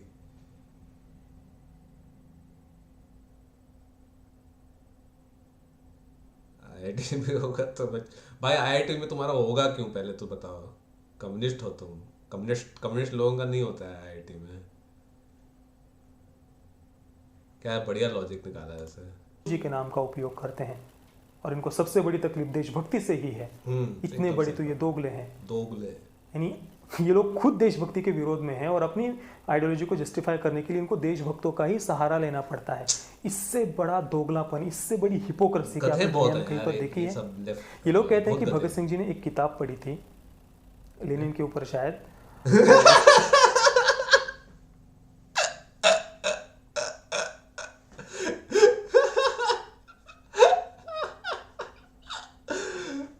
भाई थोड़ी रिसर्च तो कर लेता। What the fuck was that? देशभक्तों का ही सहारा लेना पड़ता है। इससे बड़ा दोगलापन, इससे बड़ी हिपोक्रेसी की आपने दुनिया में कहीं पर देखी है? नहीं, आगे बढ़ो। ये लोग कहते हैं कि भगत सिंह जी ने एक किताब पढ़ी थी लेनिन के ऊपर शायद। लेनिन के ऊपर किताब भी छप गई थी 1919 में। लेनिन कौन सा मूवी था वो, इसमें दिखाया था कि वो स्टेट एंड रेवोल्यूशन पढ़ रहा था भगत सिंह। तो उस वजह से वो कम्युनिज्म को बिलीव कर, सपोर्ट करते हैं। भाई ये कौन सा लॉजिक हो गया? और देखिए भगत सिंह जी ने बहुत जल्दी शरीर छोड़ दिया था इस देश की, इस मातृभूमि के लिए। बहुत जल्दी उन्होंने अपना शरीर छोड़ दिया था। कम्युनिज्म के जो भयानक परिणाम है ना, किस प्रकार से इन कम्युनिस्ट शासकों ने 110 मिलियन में कोई 1, 2, 4, 5 करोड़ लोगों की बात black book of communism. Yes, mask 110 million लोगों की किस प्रकार से इन्होंने बहुत ही क्रूरता से, निर्ममता से हत्या की है इन कम्युनिस्ट शासकों ने। वो कम्युनिज्म के भयानक। Oh, okay, he's taking a different road, but I thought that initially he was going to say that he was too young and he was experimenting with this political ideology. अगर वो 30 साल तक जिए होते तो वो इनके जैसे बन गए होते। State and Revolution नहीं, Reminiscences of Lenin. Oh.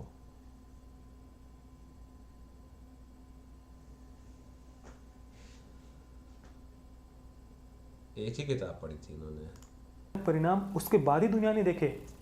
जब भगत सिंह जी ने अपना शरीर छोड़ दिया, उसके बाद दुनिया ने कम्युनिज्म के भयानक परिणाम देखे। अगर भगत सिंह जी होते तो क्या वो इस प्रकार के नरसंहार का समर्थन करते? सवाल ही नहीं उठता। भारत में भी कितने सारे नरसंहार किए भाई। मरीज झपे का मैंने आपको उदाहरण दिया, तो क्या भगत सिंह जी इसको सपोर्ट करते? सवाल ही नहीं उठता। कम्युनिज्म एक फेल्ड आइडियोलॉजी है। पूरी दुनिया ने इस आइडियोलॉजी को अपने देश से धक्के मारकर बाहर निकाल दिया है। एक उदाहरण मैं आपको देता हूं। रशियन फिलोसोफर अलेक्जेंडर सिप्को लिखती है, मानव जाति के इतिहास में कोई भी समाज किसी झूठी कल्पना का इतना ज्यादा गुलाम नहीं हुआ होगा जितना हमारे लोग 20वीं शताब्दी में थे, 20वीं सदी में थे। ये सोवियत यूनियन के बारे में वो कह रही है। हमने सोचा कि सोवियत यूनियन में कम्युनिज्म की स्थापना करना हमारे लोगों के लिए सबसे भलाई का काम होगा, पर हम जानबूझकर हमारे खुद के ही आत्मविनाश में संलग्न थे। ये रशिया के लोगों के वहां के विचारों तो एक किसी का मतलब व्हाट इज दिस लॉजिक यार? के आज के विचार है। गजब आदमी है यार ये। और देखिए, अगर किताब पढ़ने की बात हो तो देखिए, मैंने भी बचपन में औरंगजेब के जीवन पर आधारित शहंशाह नाम की कादंबरी पढ़ी थी। तो क्या औरंगजेब अच्छा हो गया? बिल्कुल भी नहीं। तो सबसे बड़ा दोगलापन यहाँ पर यही होता है कि भाई कम्युनिज्म जब खुद राष्ट्रवाद में बिलीव नहीं करता, उनको खुद भारत माता की जय जैसे नारों से प्रॉब्लम है, राष्ट्रवाद से प्रॉब्लम है, नेशनलिज्म से प्रॉब्लम है, तो अपनी आइडियोलॉजी को जस्टिफाई करने के लिए वो हमारे महान स्वतंत्रता सेनानियों के नाम का उपयोग कैसे कर सकते हैं? डॉक्टर बाबा साहेब आम्बेडकर जी ने भी जो वामपंथ है, कम्युनिज्म है, उसकी कड़े शब्दों में आलोचना की है। इसके बारे में गूगल पर पढ़िए। लेकिन आज वामपंथी अपनी विचारधारा को जस्टिफाई करने के लिए डॉक्टर बाबा साहेब आम्बेडकर जी का नाम लेती है, भगत सिंह जी का नाम लेती है, नेताजी सुभाष चंद्र बोस का नाम लेती है। इससे बड़ा दोगलापन और क्या हो सकता है? कितनी बार दोगलापन बोलेगा? सभी मित्रों से कहना चाहता हूं कि आप थियोरी को छोड़िए, प्रैक्टिकली सोचिए। कम्युनिज्म पढ़ने में कागज पर हमें बहुत बढ़िया लगता है, लेकिन आप इनका इतिहास पढ़ लीजिए भाई। पूरी दुनिया में जहां जहां पर भी कम्युनिस्ट शासकों ने शासन किया है, कैसे कैसे उन्होंने भयानक से भयानक अत्याचार किए हैं। हिटलर भी शर्मा जाए, ऐसे ऐसे अत्याचार उन्होंने अपने देशों में किए हैं। कंबोडिया में जब पॉटपॉल का शासन था, कम्युनिस्ट पॉटपॉल का शासन, 25% कंबोडिया की आबादी को उसने नरसंहार किया था। 25%, 30 मिलियन से भी ज्यादा। तो ये इस आइडियोलॉजी का कोई कैसे सपोर्ट कर सकता है? सोचिए कि आज के जो कम्युनिस्ट है, वामपंथी है, लेफ्ट लिबरल्स है, वो किस प्रकार से आतंकवादियों को, पत्थरबाजों को संरक्षण देने का काम कर रहे हैं। बुरा नवानी, सब्जार अहमद भट्ट या मकबूल या जो भी यार, अफजल गुरु वगैरह, याकूब मेमन, इनके लिए किस प्रकार से वो सिंपैथी पैदा करने का काम कर रहे हैं। ये सोचिए, केवल कागज पर कुछ 2-4 लाइनें पढ़कर वो अच्छी लग गई, इसका मतलब ये नहीं होता कि उस आइडियोलॉजी का हम महिमा मंडन करने लग जाए। प्रैक्टिकली सोचिए क्या हो रहा है देश और दुनिया में, इसके बारे में प्रैक्टिकली सोचिए। Practically. Oh my God.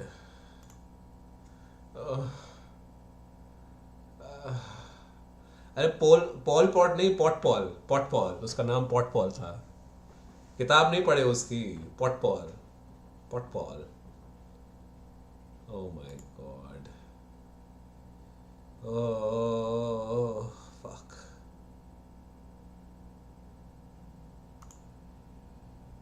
Oh my god. Why do I watch this shit?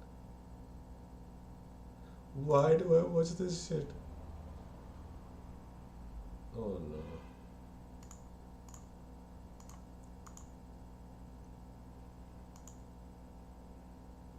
I don't know what to do now.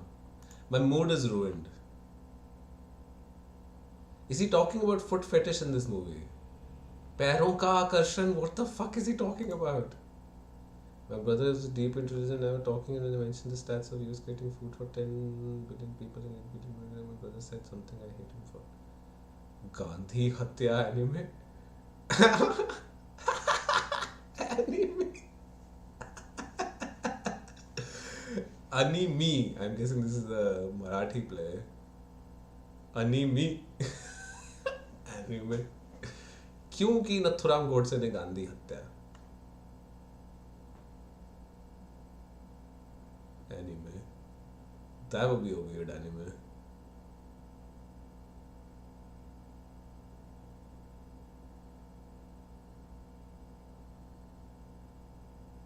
सदा उधम सिंह की फिल्म को गाली दे रहा था ये कि फिल्मों के अंदर सीपीआई का नाम बहुत बार लिया गया है।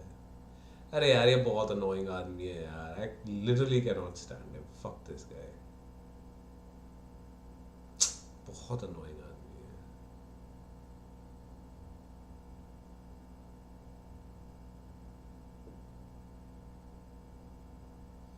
He said if our current gurus aren't fighting it, the injustice is totally justified. Yeah, what are you gonna do about that, dude? It's fine. Can you recommend Abhinav Bhatia? Hi Abhinav. Can you recommend one book that has influenced you deeply?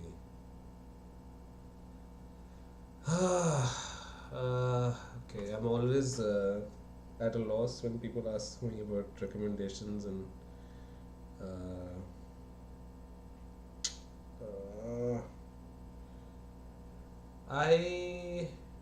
wait, let me think.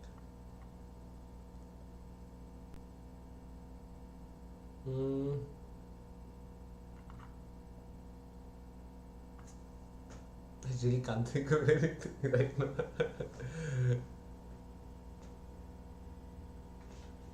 अरे नहीं यार, I'm not gonna watch any more of this Pratik guy यार.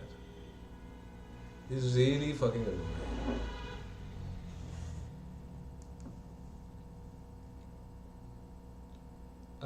As far as I mean, in recent times, if I read something about, jeez, I can't even think of anything. Wait on.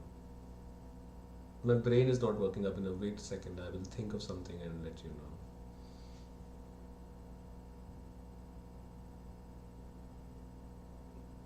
Oh yeah, fuck Chomsky. Yeah. Oh, there is a. Oh yes.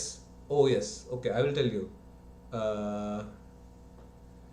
There is a collection of his Chomsky's talks and interviews and anything. It's called Understanding Power. That is one of the best books I've ever read. Obviously, Manufacturing and Consent is obviously great, but Understanding Power is. Yeah, that I had I used to really. It's a really nice book. Chomsky is derided among the left because I'm a big fan, so I don't know. Sham Sharma time, yeah, people don't like him because he's not a Marxist, so Marxist people usually don't like him. I don't know. Sham Sharma time, buddy, it's time. Has Pradeep watched JB? How Yogi Adityanath is transforming Uttar Pradesh. This is a 12-minute video. Oh, is this the thing? The Bageshwar Dham controversy, hidden agenda.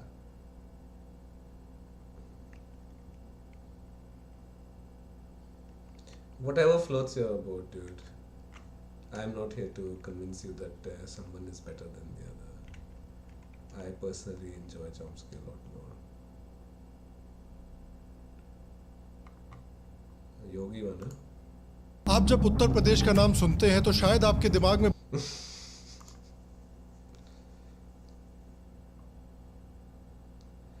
Yeah, okay. Do you like the videos made by Second Thought? I don't know who that is. बहुत सारे stereotypes आते होंगे. खराब infrastructure, खराब health system, high unemployment, ऐसे लोग जो बहुत पढ़े लिखे ना हो, लॉ एंड ऑर्डर की सिचुएशन बहुत खराब, कम्युनल टेंशंस और ना कोई बिजनेस ना कोई इंडस्ट्री. इसे यूपी के सरकारी अस्पतालों की बदहाली कहेंगे या मानवता की?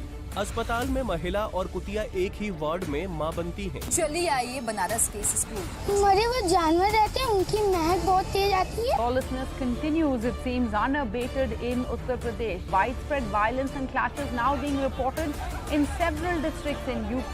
रोजगार नहीं है लोगों के पास। वो कहता चलो जो भी मेरा चपरासी की नौकरी मिले, कम से कम पेट तो भरेगा। एक समय पर उत्तर प्रदेश का नाम उत्तर प्रदेश नहीं बल्कि ऊपर वाले के भरोसे प्रदेश था, लेकिन आज के उत्तर Nice. That's a nice start. That's a nice start. प्रदेश को अगर आप देखेंगे तो थोड़ा डिफरेंट है। इस समय उत्तर प्रदेश 13 एक्सप्रेस वाला देश का सबसे पहला राज्य बन चुका है। Uttar Pradesh received investment worth 33.5 lakh crore during global investor summit. An additional 75,000 crores in UP over the next 4 years. महिलाओं संबंधी अपराधों में भी। Damn! ये अंकल का क्या चल रहा है भाई?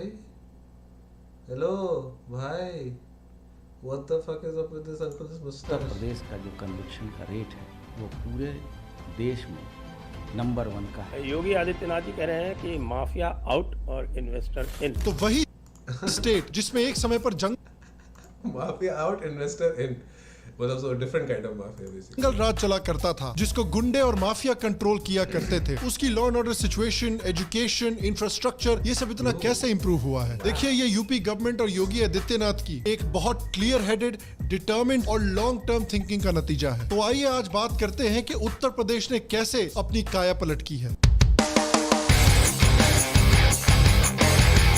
हेलो और श्याम शर्मा शो के इस एपिसोड में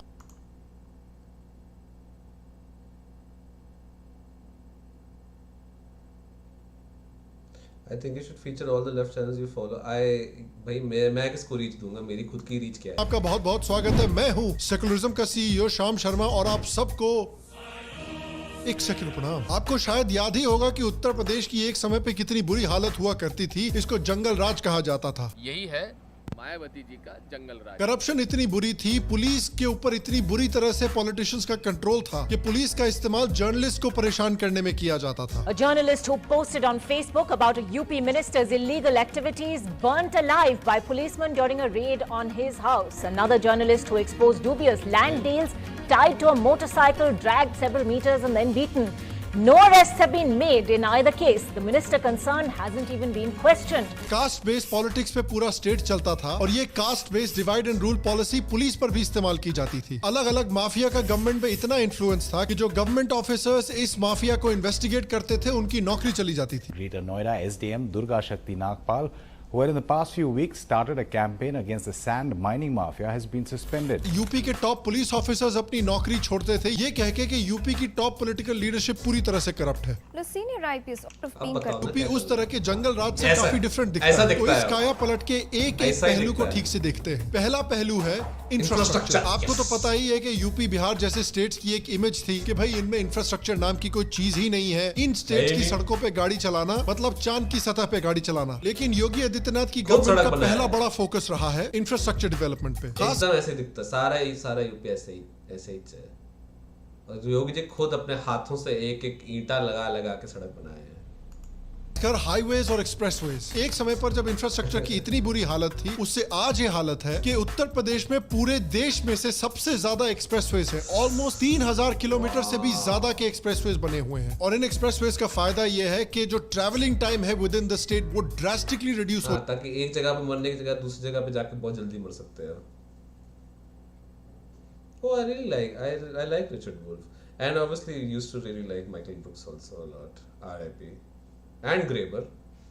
Oh, talking about books that influenced me a lot, The Dawn of Everything, the Graeber and this post after he died, Dawn of Everything is a great book.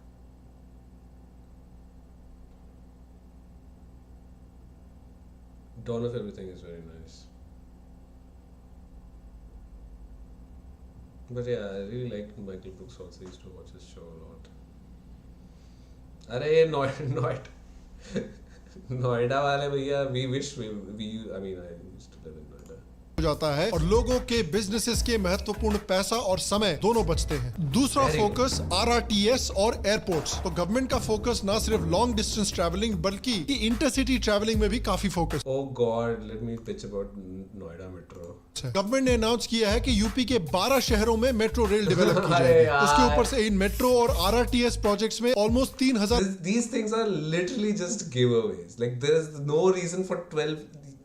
They want to build metros in every town. The towns जहाँ पे है metro, it's not functional, it's not working, nobody uses it. These are just literally giveaways. There's nothing going on there. Just have more buses, and you don't need metros. Or if they are there, they're so expensive that people don't use them. Oh God, these are literally just crore giveaways रुपए to the invest किए industry. जाएंगे। RRTS होती है regional rail rapid transport system. ये समझो अगर metro Bullet और train। Bullet train की शादी हुई और उससे जो बच्चा निकला वो एक तरह से RRTS है, जो कि शहरों के बीच की ट्रैवलिंग का टाइम काफी रिड्यूस कर देता है। रेल के साथ साथ एयरपोर्ट्स को भी डेवलप किया जा रहा है। जो एयरपोर्ट्स एक समय पे सिर्फ 25 to 30 रूट्स के होते थे, वो अब ऑलमोस्ट 80 to 90 रूट्स के एयरपोर्ट्स बन गए हैं। छोटे से छोटे शहर भी एयरपोर्ट से कनेक्ट किए जा रहे हैं। अयोध्या में तो एक full scale international airport develop हो रहा है जिसका नाम है Maryada Purushottam Shri Ram international airport. What? Is this true? Scale internet है। छोटे से छोटे शहर भी एयरपोर्ट से कनेक्ट किए जा रहे हैं। अयोध्या my में तो एक God. Full scale international airport develop हो रहा है जिसका नाम है Maryada Purushottam Shri Ram. Is this true? Why does this say November 2020?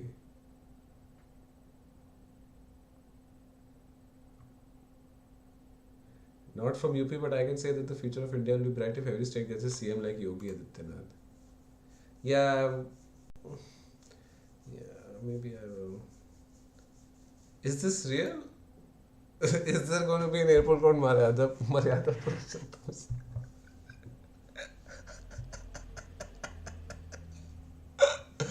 And I don't know why this says. I think it says November 2020 because when this animation was made, they thought that they will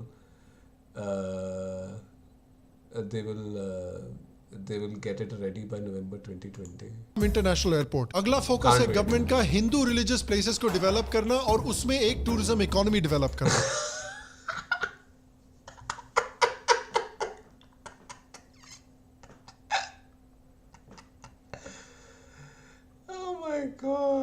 Oh God, this guy does not disappoint. Temple economy. This is so cool. Who is your bid for Modi's successor? Yogi? That's who I'm rooting for. State government ने दिसंबर देखो पूरी दुनिया को, पूरे India को ऐसे कर देगा, वो ट्रांसफॉर्म हो जाएगा। टेम्पल इकोनॉमी, एक्सप्रेसवे ही एक्सप्रेसवे दिखेंगे, आदमी दिखेगा ही नहीं, आदमी के ऊपर से एक्सप्रेसवे बना दिया जाएगा, घर नहीं दिखेंगे, सिर्फ एक्सप्रेसवे दिखेंगे। जहाँ पे पहले घर होता था वहाँ पे एयरपोर्ट रहेगा, जहाँ पहले आदमी होता था वहाँ सड़क रहेगी, उस पे चलेंगे RRTS, उस पे चलेगी, बैठेगा कोई नहीं उसके अंदर, पर देखने में अच्छा लगेगा, ड्रोन फुटेज में अच्छा लगेगा। दैट इज धर्मात्र कार्य विभाग। जुड़ो अध्यात्म से, जुड़ो धर्म गाथाओं के उत्तर प्रदेश से। 2020 में एक department of religious affairs develop की थी जिनका गोल है यूपी के अलग अलग रिलीजियस साइट्स को एक प्रॉपर टूरिज्म हब में develop. I've always wondered this thing that like isn't there something really, if you are a really deeply religious person and you like take this stuff seriously, isn't the commercialization of religion like kind of, shouldn't it bother you or anything? Like that this is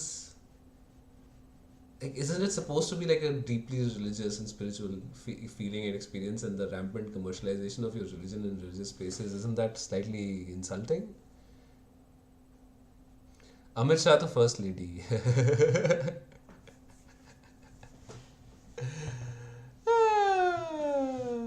ऐसे मत बोले यार, disrespect मत करो हमारे हमारे home minister की। An airport connected to rural areas so the tourists can see live farmers use it. भाई तुमको क्या लगता है जब तक ये सब होगा तब तक कोई फार्मर बचेगा? There will be no farmers. There will just be like these plots of land that are worked by like these these machines and stuff like that, and like there will be like couple of people to just drone operate the stuff. Dharmic capitalism, exactly. It's the burden of poor people. करना। For example जो राम मंदिर complex develop हो रहा है, जो Kashi Vishwanath corridor develop हुआ है, और उनके साथ साथ और भी साइट्स डेवलप की जा रही हैं जैसे कि मथुरा, नैमिषारण्य, चित्रकूट, विंध्याचल और गोरखपुर। गोल है कि इन रिलीजियस, गोरखपुर तो अपना होम ग्राउंड है। Aren't we burning through the carbon budget by 2030? Blue ocean event by 2030? Aren't they going to try to mitigate the climate crisis? Who are they? Nobody wants to do that. क्या ही है कुछ।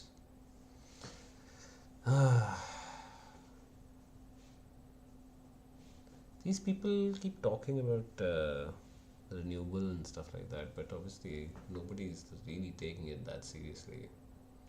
Forget renewable, man. पूरा this whole infrastructure push and everything is just. इसे को भी एक tourism hub में develop किया जाए, जिससे कि काफी सारा टूरिज्म का पैसा भी Wait, क्या बात है? आपको पता है काशी में टूरिज्म कितना बढ़ गया है? कम से कम 150 गुना टूरिज्म बढ़ गया। हाँ, मतलब वहाँ पे पहले 2 लोग आते थे, अब क्या कहते हैं 5 लोग आ रहे हैं। वेरी गुड, बहुत अच्छी बात है। ओपन लेटर, ओ इंडियन गवर्नमेंट, हाँ मतलब nobody takes that seriously, yeah, Abhinav. When tourists come, a lot of money also comes. और जो express tourists come, money come. Express, trains और एयरपोर्ट्स डेवलप की जा रही हैं, उनका भी इन टूरिज्म हब्स में कनेक्टिविटी बढ़ाने में काफी बड़ा हाथ होगा। इंडिया की जो टेम्पल इकोनॉमी है, जो टूरिज्म इकोनॉमी है, वो अराउंड 3 लाख करोड़ की है, जो जीडीपी का 2% इस समय पर कंट्रीब्यूट करती है। फॉर एग्जांपल, अगर आप तिरुपति को देखेंगे तो वो काफी बड़ी टेम्पल इकोनॉमी वाला शहर है, जो ऑलमोस्ट 3000 करोड़ की टेम्पल इकोनॉमी है। उत्तर प्रदेश भी चाहता है कि उसकी जो इतनी रिच कल्चरल धरोहर है, उसका भी इस्तेमाल करके अलग अलग टेम्पल इकोनॉमीज डेवलप की जाए। In India, there are 200+ towns which are run on temple economy. Tirupati is a 3,000 crore rupees economy. Ganesh Visarjan just in Mumbai is a 500 crore rupees economy. Tower Yatra, that's a 200 crore rupees economy. Stop using the word economy so frequently. The Festival of Bharat. Saran Sethi, Shantanu Gupta, biographer of Yogi Adityanath. And the covers are made by Muslims of Saharanpur. So religious places. What? That's a 200 crore rupees economy, and the covers are made by Muslims of Saharanpur. So religious places are a huge economy in India. So now there's a huge economic empowerment of Ayodhya that will happen, and not only Ayodhya, Sharan, whole of eastern Uttar Pradesh. In fact, the parts of Bihar also. अगला बड़ा focus है law and order. Oh la, social, societal, ecological सबका murder करेगा।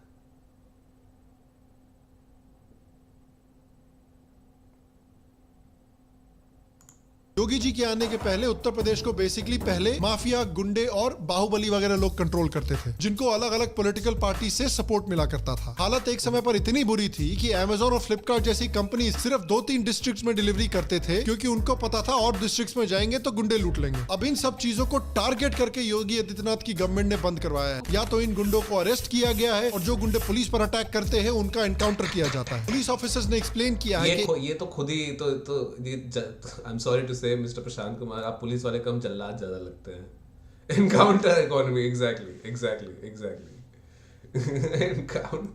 एक समय पर गुंडों को पॉलिटिशियन से सपोर्ट मिला करता था, लेकिन आज पुलिस को पॉलिटिशियन से सपोर्ट मिल रहा है। पुलिस को फ्रीडम दी जा रही है, छूट दी जा रही है कि वो प्रॉपर्ली इन गुंडों पर, इन बाहुबली पर, इन माफिया पर एक्शन ले सकें। वहाँ पे रोड माफिया थे, वहाँ पे बालू माफिया थे, वहाँ पे चीटिंग माफिया थे, गाड़ी चोरी माफिया थे, वो सारी ऑर्गेनाइज क्राइम थे। उसको कैसे ऑर्गेनाइज अब सब डिसऑर्गेनाइज हो गए। यूपी में हर जिले में 50-50 नाम चिन्हित करके उन पे दबिश बनाई गई। तो ये जब हुआ तो एक माहौल बना कि हाँ, हम इस स्टेट पे वापस आ सकते हैं। इस लॉ एंड ऑर्डर पर एक्शन लेने का बेनिफिट ये हुआ है कि जो इतने कम्युनल क्लैशेस हुआ करते थे, दंगे हुआ करते थे यूपी में, वो भी कम हुए हैं। इनफैक्ट रायट केसेस जो है वो यूपी में पूरे देश के मुकाबले काफी ज्यादा तेजी से कम हुए हैं। औरतों के खिलाफ भी जो क्राइम्स होते हैं उसमें भी पुलिस का एक्शन और जो कन्विक्शन हुआ है लोगों का इन क्राइम्स में, वो यूपी में सबसे ज्यादा हुआ है। जो चार्ज शीटिंग है औरतों के खिलाफ क्राइम्स में, वो 2017 में 71% से 2021 में ऑलमोस्ट 77% हुई है। और जो पेंडेंसी रेट है इन केसेस का, वो 2017 में 21% से सिर्फ 70% तक आ गया है। और ये लॉ एंड ऑर्डर की सिचुएशन जो इतनी इंप्रूव हुई है, ये एक बहुत बड़ा फैक्टर था कि क्यों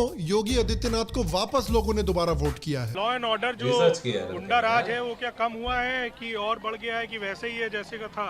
अरे भैया कम हुआ है। महिलाओं के लिए बहुत ज्यादा कुछ हो गया माहौल, और जो चीज की सुविधा नहीं थी वो सुविधा हमको मिल रही है, और आगे भी चल के हमको उम्मीद है कि उनसे सुविधा मिलेगी। सरकारों में सिर्फ गुंडागर्दी होती थी लाल टोपी वालों की, और योगी जी जब से आए हैं तब से बहुत बढ़िया है। क्राइम तो अब गुंडागर्दी करेंगे। जो चल रहा है वो बेहतर है, उसको और बेहतर होना चाहिए। तो ये जो यूपी की एक काया पलट हो रही है, उसके पीछे योगी जी की एक क्लियर स्ट्रेटेजी थी। अगर आप हेल्थ सेक्टर में भी देखें तो नीति आयोग के मुताबिक उत्तर प्रदेश टॉप 3 स्टेट्स में था जिसने की हेल्थ इंडिकेटर्स में सबसे ज्यादा इंप्रूवमेंट की है। उसके ऊपर से मेडिकल और पब्लिक हेल्थ इंफ्रास्ट्रक्चर में भी यूपी देश की एवरेज से ज्यादा स्पेंड करता है। तो यूपी की जो काया पलट हो रही है उसके पीछे योगी का बिल्कुल क्लियर विजन था कि इन्वेस्टमेंट बढ़ाने लानी है, इंफ्रास्ट्रक्चर बेटर करना है और क्राइम को घटाना है। तो जो इन्वेस्टमेंट समिट्स एक समय पर गुजरात में, महाराष्ट्र में, कर्नाटका जैसे स्टेट्स में हुआ करते थे, वो आज उत्तर प्रदेश में भी हो रहे हैं और उत्तर प्रदेश को भी बहुत बड़े बड़े इन्वेस्टमेंट्स मिल रहे हैं। ये जो यूपी की इमेज है, हमने विदेश में एज एनआरआई नहीं देखी। हमारे पास ऑफ कोर्स ये विदेशी एनआरआई हैं, ऑफ कोर्स ये विदेश से आके उनके ऊपर काम किए हैं, पीछे फोटो भी लगाए हैं योगी जी के साथ। कौन है ये? Is he only known as biographer? If we are going to lose the planet, what is the point of anti-justice? Beats me, brother. Send Sharma to a UP village for a month. I think he'll be fine. Anyone from UP here except me? Nah, bro. बताओ भाई, UP की काया पलट हो गई है, Covid में दिख गया था। महाराष्ट्र आता था, तेलंगाना आता था, आंध्रा आता था, तमिलनाडु आता था, लेकिन यूपी किसी इस तरह से नहीं आया। तो देखिए इस समय पर जो उत्तर प्रदेश की डेवलपमेंट हो रही है, ये एक बहुत ही अच्छी खबर है और ये देश के लिए बहुत जरूरी है, क्योंकि आप अगर इंडिया की पॉपुलेशन डेंसिटी देखेंगे तो आप अगर उत्तर प्रदेश बिहार वाले एरिया को देखेंगे तो देखेंगे कि ये स्टेट्स ना सिर्फ बड़े हैं बल्कि इंडिया की पॉपुलेशन का बहुत बड़ा हिस्सा उत्तर प्रदेश में रहता है। यहाँ पर काफी यंग पॉपुलेशन है, बहुत हाई ह्यूमन कैपिटल है, लोग मेहनती हैं। प्रॉब्लम ये हो रही है कि इनके पास अपॉर्चुनिटीज नहीं है, तो इनको दूसरे स्टेट्स में जाना पड़ता है अपॉर्चुनिटीज ढूंढने के लिए, जहाँ पर अक्सर इनको डिस्क्रिमिनेशन का सामना करना पड़ता है, हिंसा का सामना करना पड़ता है।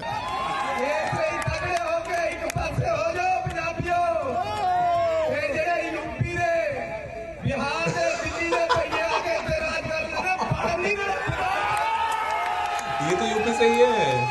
और अच्छे पेइंग जॉब्स भी नहीं मिल पाते हैं इनको, और इससे सोशल टेंशंस भी क्रिएट होती है दूसरे स्टेट्स में। अगर इनको जॉब्स के लिए, इकोनॉमिक अपॉर्चुनिटीज के लिए अपनी स्टेट नहीं छोड़नी पड़ेगी, अपने स्टेट्स में ही ये अपॉर्चुनिटी मिल जाएंगी, तो ये इनके लिए और उत्तर प्रदेश स्टेट के लिए बहुत अच्छी खबर है। क्योंकि इन्वेस्टमेंट इतना आ रहा है, नौकरी कहाँ पे है? थोड़ा नौकरी वोकरी के बारे में कुछ बताया थोड़ा। Do you have any thoughts on unfiltered channel with someone? Unfiltered समदीश का चैनल नहीं था? Tripura elections, I'm sorry, I'm not following that. Any chance? They were there for a very long time, no? In Tripura, before the last time the BJP and whatever they were in alliance with, they won. उससे पहले तो पता नहीं 20 साल से वो मानिक सरकार chief minister थे त्रिपुरा के, नहीं?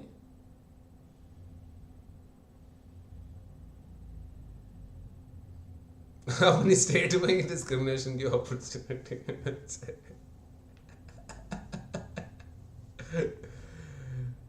इतना इन्वेस्टमेंट आ रहा है, कोई बताएगा मेरे को नौकरी कहाँ है? देखिए हिस्टोरिकली भी उत्तर प्रदेश का पॉपुलेशन काफी हाई रहा है, लेकिन जीडीपी में जो कंट्रीब्यूशन है वो रिलेटिवली लो रही है पॉपुलेशन के मुताबिक। उसके ऊपर से यूपी अगर 100 रुपए टैक्स भरता है तो 333 रुपए गवर्नमेंट से लेता है, यानी एक खाऊ स्टेट है अनफॉर्चुनेटली। तो इसलिए अगर यूपी को गुजरात और महाराष्ट्र जैसा स्टेट बनाना है कि ये लोग नेट कंट्रीब्यूटर हैं ना कि नेट टेकर हैं, तो बहुत सीरियस चेंजेस लाने पड़ेंगे उत्तर प्रदेश स्टेट में, और यही योगी गवर्नमेंट करने की कोशिश कर रही है। जब यूपी 17 से 18% पॉपुलेशन कंट्रीब्यूट करता है और 8 और 9% ही जीडीपी में कंट्रीब्यूट करता है, तो ये गैप अच्छा नहीं है हमारे लिए। और हम लोग इतने से ईटिंग स्टेट है, योगी आदित्यनाथ ने कहा है, तो हमें अपनी जीडीपी को आगे लेके जाना चाहिए। क्योंकि देखिए अगर आप यूपी की पॉपुलेशन डेंसिटी ही देखें तो काफी क्लियर हो जाता है कि यूपी आगे बढ़ेगा तो देश आगे बढ़ेगा। और खैर बिहार, क्या ही बोले यार, बिहार की बढ़ोतरी कब होगी क्या पता। पहले बिहार का कम से कम एक दोस्त तो था उत्तर प्रदेश, अब तो उत्तर प्रदेश भी डेवलप कर रहा है, बिहार बेचारा अकेले ही रह गया। वन डे क्या पता आप बन जाओ उसके चीफ मिनिस्टर, श्याम भाई। Samdesh is nice, I like Samdesh. CPI to BJP says a lot and it's scary on the failure of the party. Of course यही होता है भाई, सब पकौड़े तो लगे यूपी पर। अभी भी देखिए यूपी में बहुत सारी चीजें हैं जो इंप्रूव की जा सकती हैं। For example police to civilian ratio काफी इंप्रूव किया जा सकता है। अभी भी इंफ्रास्ट्रक्चर इंप्रूव करनी है, हेल्थ इंफ्रास्ट्रक्चर खासकर ये सब चीजें इंप्रूव करनी है। लेकिन जिस ट्रेजेक्टरी की तरफ उत्तर प्रदेश बढ़ रहा है वो ट्रेजेक्टरी काफी अच्छी है और ये देश के लिए एक बहुत अच्छी खबर है। और मैं आपसे पूछना चाहता हूँ कि क्या आप भी मानते हैं कि उत्तर प्रदेश का धीरे धीरे काया पलट हो रही है, और क्या आपका भी मानना है कि उत्तर प्रदेश की development. Oh, I'm seeing some interesting things here. TRS clips, the Mahabharat mystery, what archaeologists discovered. I was reading about Sohan Singh Josh and his life is amazing. Worked at a British censor office, Harappan dig site, Akali leader, communist leader to his death. Oh, I don't know about this person. Sohan Singh Josh.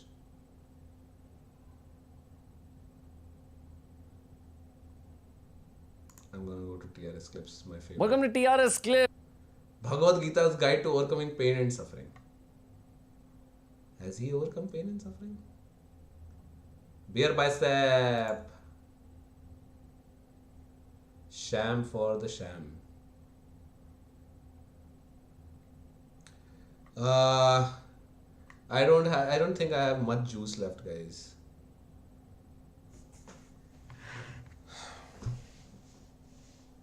My tryst with secularism. Oh, thanks. Thank you for that recommendation. I'll check it out. Sounds like a very interesting person.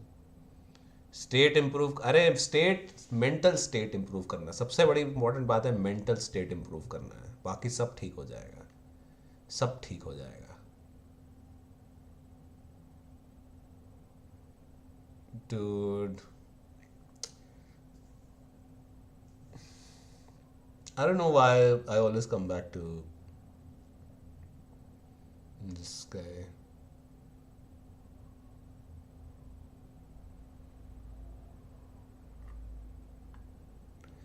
The book called My Tryst with Secularism. Does anybody have enough juice to do one Ranveer video? And if so, do we have any, do you want to do a Chawda video? Or do you want to do like a mythology, that kind of a video? Sid Smith, who is that?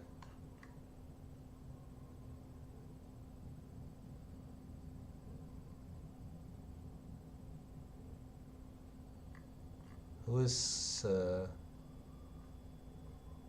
I mean, I think he's too much of a dumb guy to hate, but okay. Yeah, it is Chawda. Who is Sid Smith? This is the first time I'm hearing this name. Sid Smith.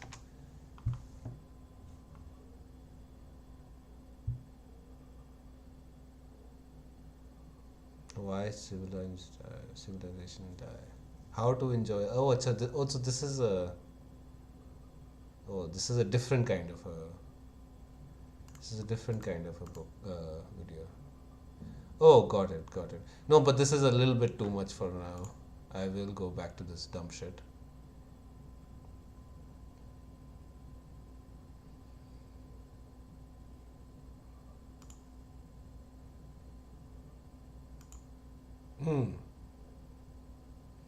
Chawda uncle. How can India देखा हुआ है? India is the best place for Yogi ji, Amit Shah, future of India under BJP or Modi. World War III, Putin live until blah blah blah. US funded terror attacks in India. India will likely be at war by 2024. Okay. Zelensky conspiracy theory. Oh हाँ, there was a Bageshwar Baba ka video. Mark Fisher also RIP. Do Chawda US occupation of Germany. Where is that? क्या नाम इसका? Abhijit Chawda US Germany.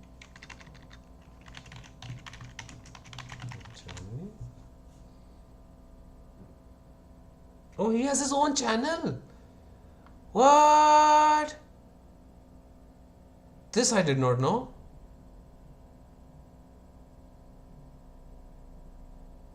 What? He has 500,000 subscribers. I did not know this. Career hack used by Hitler to become the world's... What? Okay, I'm sorry. I have to watch this. They say podcasts are going to replace books. I don't know about that. But I do think TRS clips will assist your learning process. Let's also talk about Adolf Hitler, sir. There has to be a reason.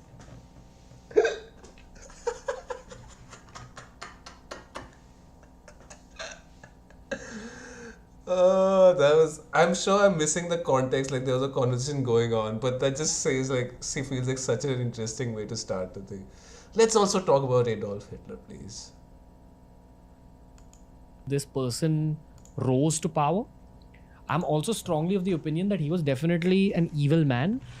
To be, I mean, like we know that Ranveer believes in Bhoot Pisach, so उसमें definitely Hitler should have Hitler को अगर हनुमान चालीसा आती ना तो he would have never become that bad.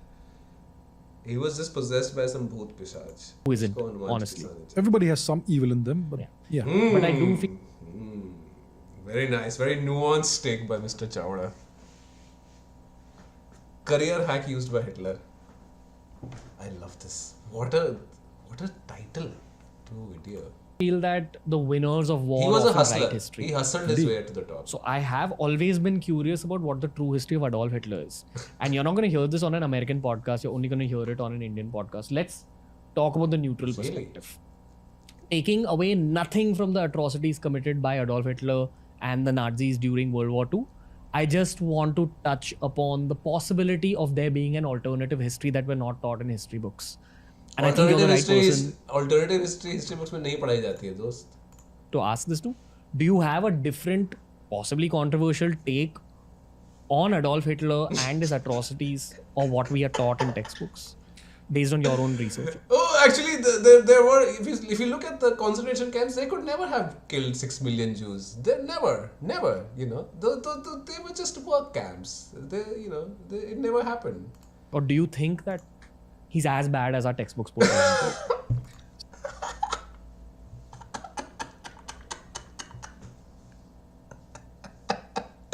Was he really that bad? Why is he trying to be neutral? Neutral Hitler Hotel. It's a little bit of maybe an obscure reference. See, I don't think he's worse than Stalin or Mao.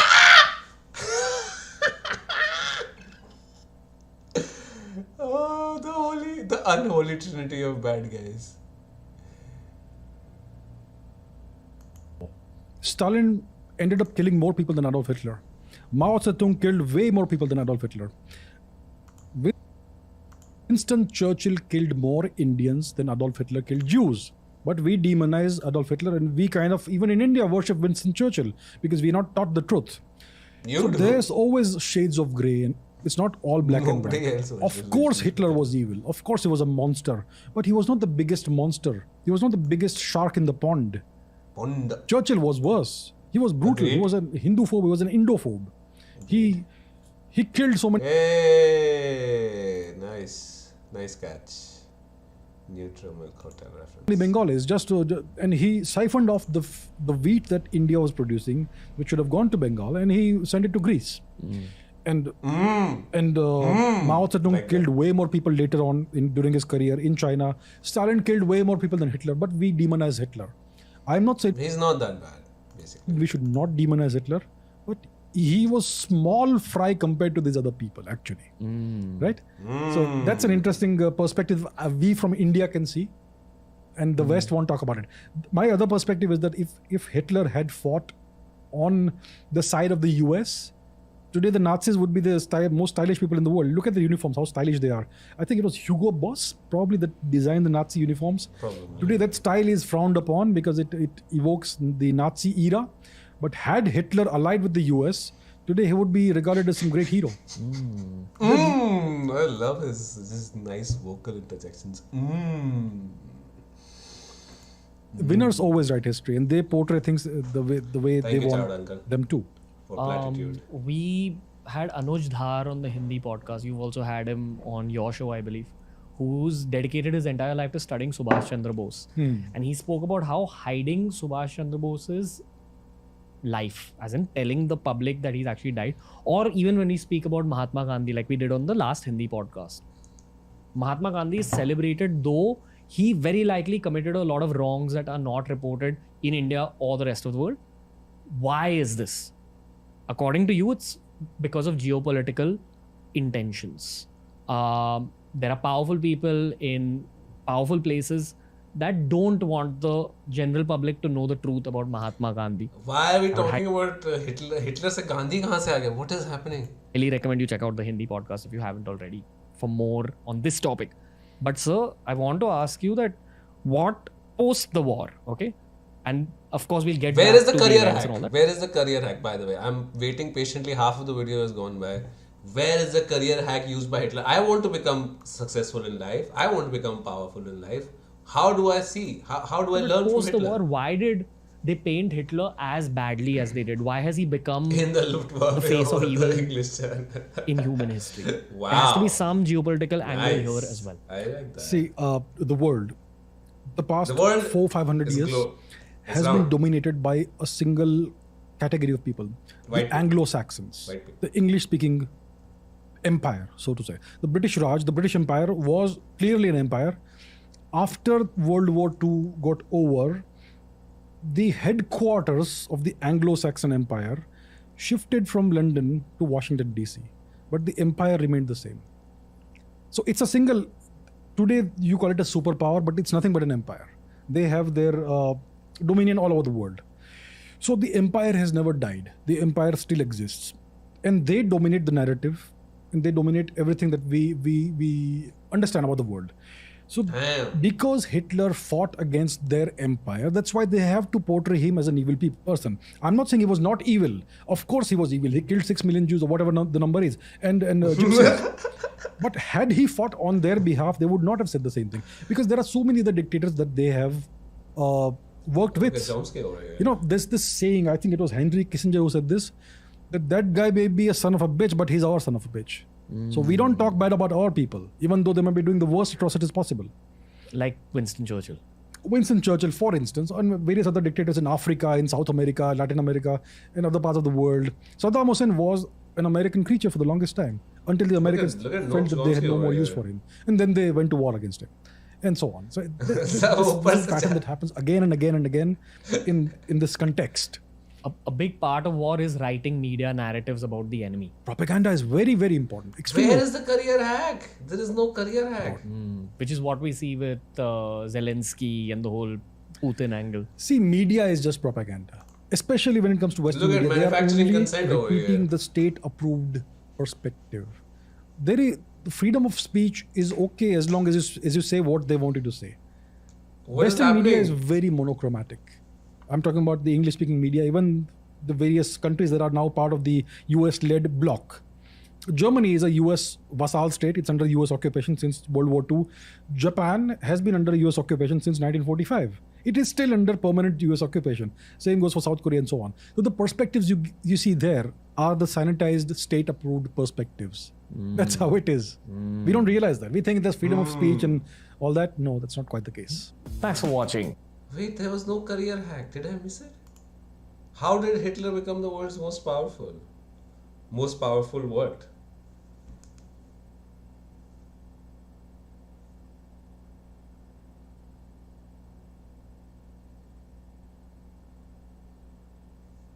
Where is the career hack?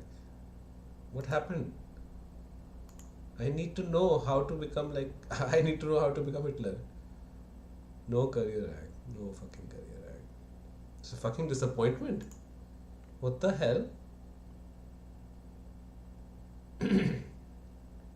Okay. Just a 1.5 hour. Oh god.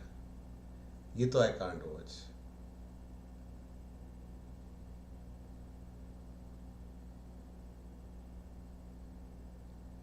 Doorway to hell found in Kerala temple.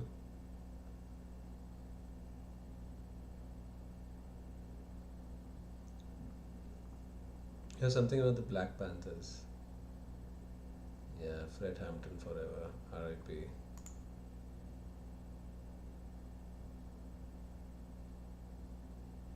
Oh god. Instantly they've lost, I think, some 10 million brain cells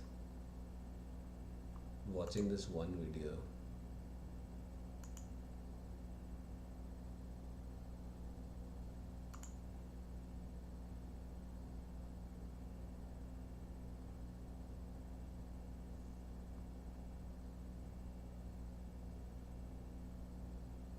Who wrote Germany's constitution? There's a lot of... I didn't realize that he had his own channel, which is also... Why Genghis Khan refused to invade it? Oh, who is making these thumbnails? Wow. What are these thumbnails? What the fuck is going on here?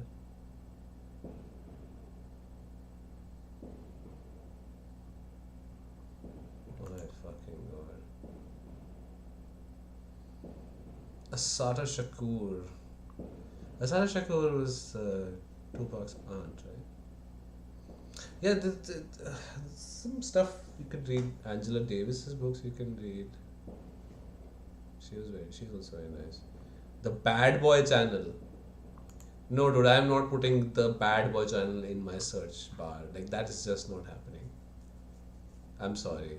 There's some things that I won't do. I will do a lot of things for content, but I will not write. IT said. What, are you saying this Bad Boy channel is good? I can't believe that.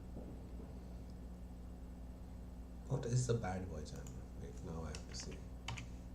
Bad Boy channel. ये सब क्या है भाई? What are you making me search? कुछ भी नहीं है Bad Boy channel. What are you saying? I searched, there's nothing there. Some weird stuff. Bad Boy creation? 1.63 million? What? Why do women like bad boys? Oh, classic question. It's an amazing Aussie channel. Yeah, you named it wrong. सही नाम बताओ. Bad Boy creation. What is this though? This person has 1.63 million fucking... I don't even want to know, dude.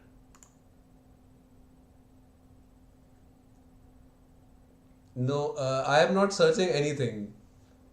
I am not searching anything. How to get a haircut in North Korea. I am not searching that also. Galat scene hai. I think I'm... Oh god.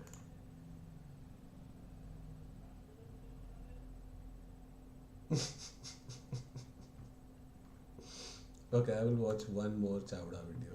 Just try to watch some short video. He has no short videos. Genghis Khan. How old is Ramayana? Was alive until 1985.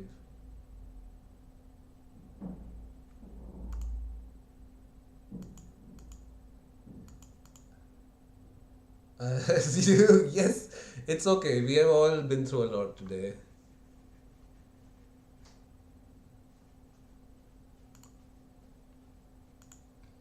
It's alright, Ganga. It's okay.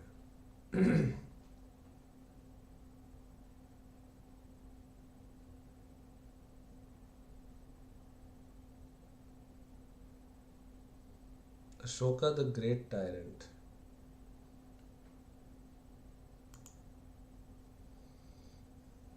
How old is Ramayana? Let's see. How old is Ramayana? If Ramasetu is 7,000 years old, then why don't we find evidences that old in Ayodhya? So the Ramayana has many, it's an immense piece of our history. There are so many episodes, such detailed things that happen that span the entire length and breadth of our subcontinent. So it's a massive event across the entire, across almost the entirety of our geography. And one of the epochal, pivotal events in the Mahabharata, in the Ramayana, is the construction of an artificial land bridge between southern India and the island of Lanka. And this has been considered to be a myth for the entirety of the British occupation of India. And even after independence, our mentally colonized historians have kept on insisting that this is a myth.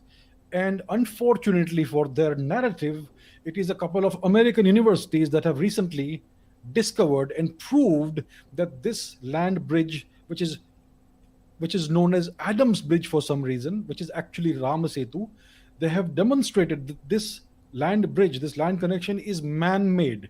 It is artificial. The stones are artificial over there. They have been artificially placed there. So this has been proved by two different separate American universities, right? So it's clear that this so-called mythological tale has turned out to be true. And if this What? the Ramayana Like, is true, it one means that does the not Ramayana- one does not imply the other. By the way, just saying. I don't know which American universities are these, but like the what? Okay. A does not, B does not follow A. Like what? I don't understand. I don't understand. Okay. actually happened, right? And what these scientists discovered was that this man-made bridge is at least 7,000 years old. It may be older than that. We still don't know for sure.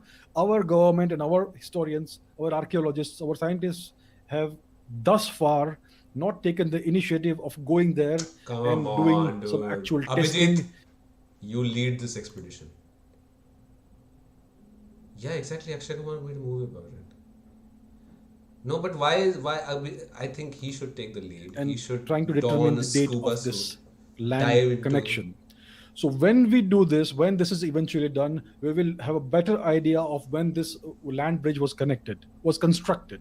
And then we will know How whether it was is it 7,000 years old or 10,000 years old or however old or young it 50,000 is. years old. So as of now, I can say that it's at least 7,000 years old. Now, your second part of the question is, why don't we find evidences that old in Ayodhya? Well, have we looked in Ayodhya? Is anybody doing any archaeology in Ayodhya? Absolutely not. Nothing is being done. So if you don't look, you will not find anything, right? As simple वहाँ as पे that. airport बना रहे, instead of building stuff, you should be digging, man. What the fuck? This is not cool. I think they should they make a cordon around all of Ayodhya, like force people to move from there, dig up the entire fucking city or place or whatever, and then you can find. Why are they building an airport? Why are they building a temple? What the fuck, man? This is India I'm has never invested genuinely in annoyed. archaeology. India seems to, the authorities and the establishment in India, which is mainly the bureaucracy that runs the ASI, the Archaeological Survey of India, these people seem to have absolutely no interest in discovering the truth about how old we were and the truth about the origins of our great ancient civilization. There is no initiative at all thus far in this. One hopes to see some change, but so that is the reason why we don't find any evidence thus far in Ayodhya, because we have not been. I got it. No, he raises a very good point. And I agree that we should burn down all of Ayodhya. एक घर जला दो वहाँ पे, एक building गिरा दो, and then you dig until you find something. Simple. That's it. Raja Ram Mohan Roy. Okay, first of all, Raja Ram Mohan Roy was no saint. Okay, he was a British agent. He was a stooge of the British. When India's historians glorify somebody to the high heavens, it is a sure short sign that that person was a British agent. Okay, I encourage you to look up Raja Ram Mohan Roy's true history. Everything is available online. Google Raja Ram Mohan Roy.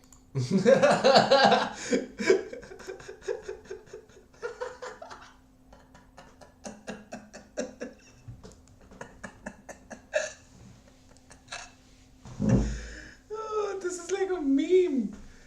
Google Raja Ram Mohan Roy. Oh no.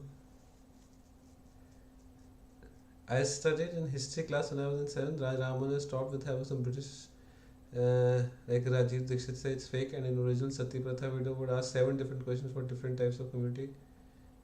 What? And look up what you find. Look up his own writings. Don't look up what other people have said about him. Those are opinions. I would like you to read what Raja Ram Mohan Roy himself wrote, the letters he wrote to the British administrators and the kings, and what he was saying in those letters. He was saying that we need to educate the Indians. Indians are backward. They still worship the Vedas. They still study the Vedas. Sanskrit is a backward language. We need to educate them. We need to liberate them from the chains of backward Hinduism, etc. Look up Raja Ram Mohan Roy's own writings, and then you will know the truth about this stooge of the British. Now, What about Sati Pratha? Right? Hot So topic. we are told that Ram Mohan Roy abolished this horrible barbaric practice. We are told that Lord William Bentinck, the great reformer viceroy of India, did an enormous favor to the people of India by abolishing this horrible practice of burning our women. So I would like to ask you a question, my friends. And I want you to ask this question to yourself and answer it for yourself. You don't have to answer me. Answer this How will simple anybody question. answer you? In the living memory of your family, only your family, not the neighbor's family, in the living memory of your own family, is there any recollection of any of your ancestors, female ancestors or relatives committing sati? Has anybody in your family, in living memory, in the last 100, 200, 500, 1,000 years? What? How will I know what my people in my family did 500 years ago? I don't even know much about what my grandmother said and went through. What? How will I know what happened to my family 1,000 years ago, dude? What is he saying? Wait a minute. Okay, one second. Rewind. Only your family, not the neighbor's family. In the living memory of your own family, is there How can the living memory of my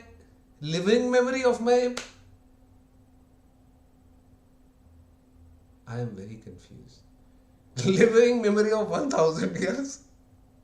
If you don't remember, it didn't happen. Yeah. I don't understand. What is it?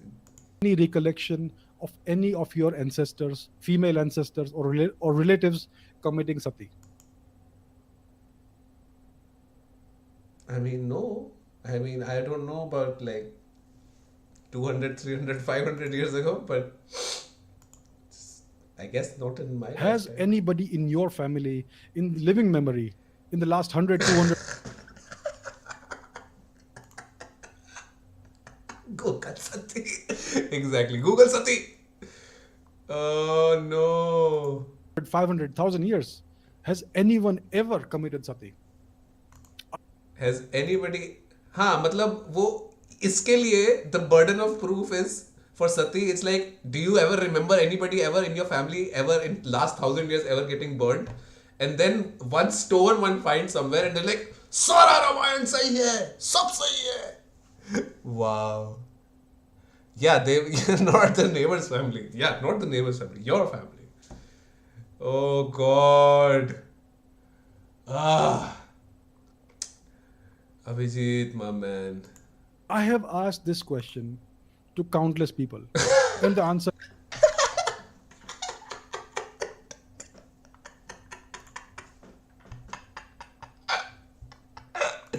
is always the same.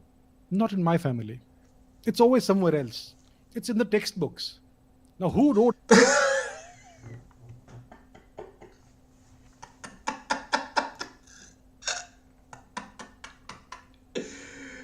Oh my God. Oh no. Oh fuck. You know what else is there in textbooks or in books that nobody seems to find any evidence for? Fucking Ramayan. These textbooks. It's the British. Oh yeah, that's Ganga is making a very good point. Yeah, if the women die, then there is no family. Their children are not going to remember. I guess they kill the children. Do they kill children also? I don't know. Google Sati. Yeah. Oh God. Okay. Have to go on. Textbooks. Now, who wrote these textbooks? It's the British. Let me ask you another question. Oh, please. We had these horrific famines during the British times. Yeah. The British engineered famine after famine after famine in India. Yes. Because Indians were great fighters, and you can't fight if you're famished. If you can't fight if you're starving. I mean, that was so they the engineered reason. famine after famine in India.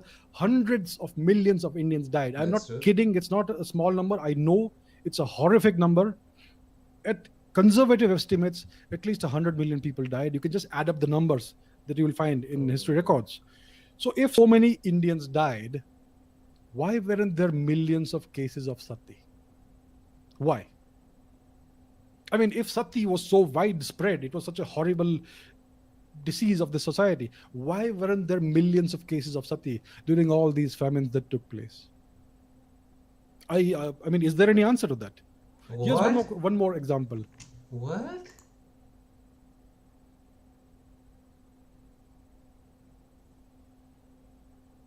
What?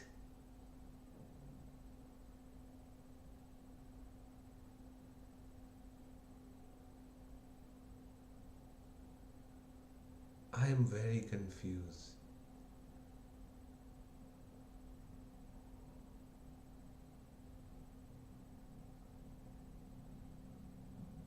What the fuck is he saying? Hey, who was the one who said that we should watch the Raja Ram Mohan Roy one? Thank you very much. I want to shout out to whoever. Ayush Kumar, thank you very much. I don't know what he's talking about.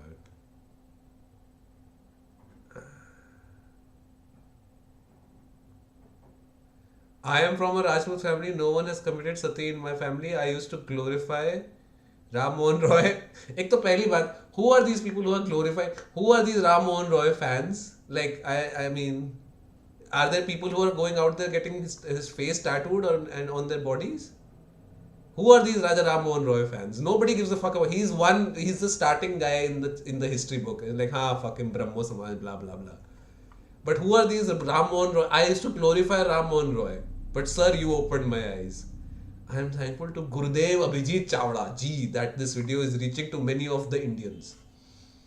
That if she witnessed or heard of such practice from her own parents or whatever, the answer is the same. They heard this but never seen this happening to any close relative of theirs. Oh my god. I am from Rajasthan. In our family, we never had anyone doing sati. All women died naturally. All women died naturally in our family. This guy definitely has done some murders in his family. I have almost tears in my eyes. For so long, I believed the textbook and looked at my own culture in grey light. Thank you very much, Abhijit. You are not only the eye-opener, but a light to the misguided.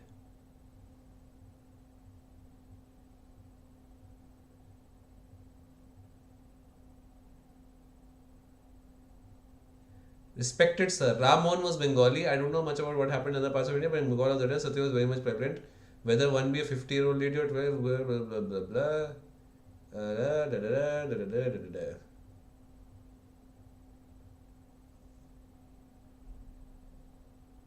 Oh my god. I'm not even going to try and make sense of this famines wala logic.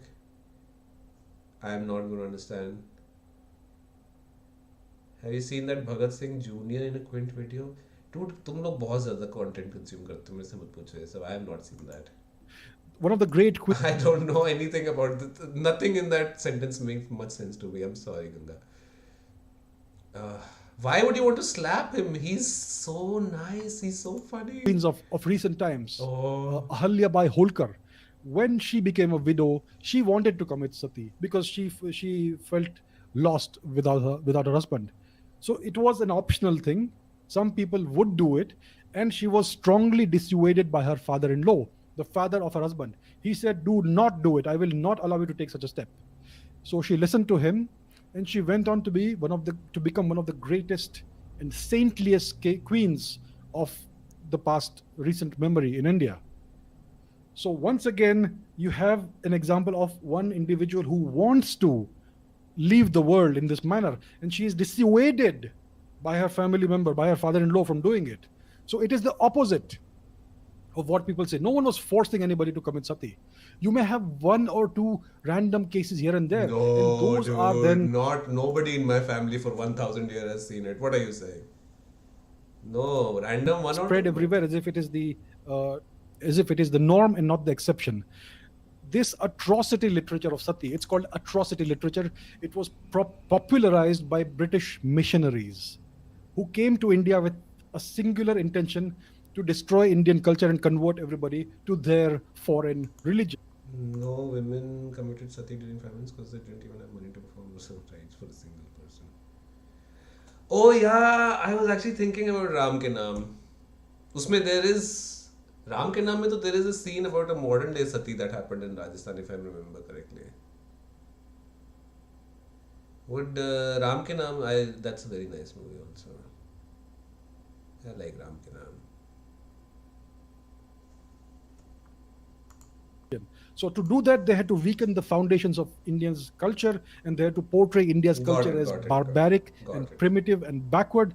So they found a few here and there random incidences across the country, a few of them, and they started writing this atrocity literature that Indians burned their women alive when these women become widows.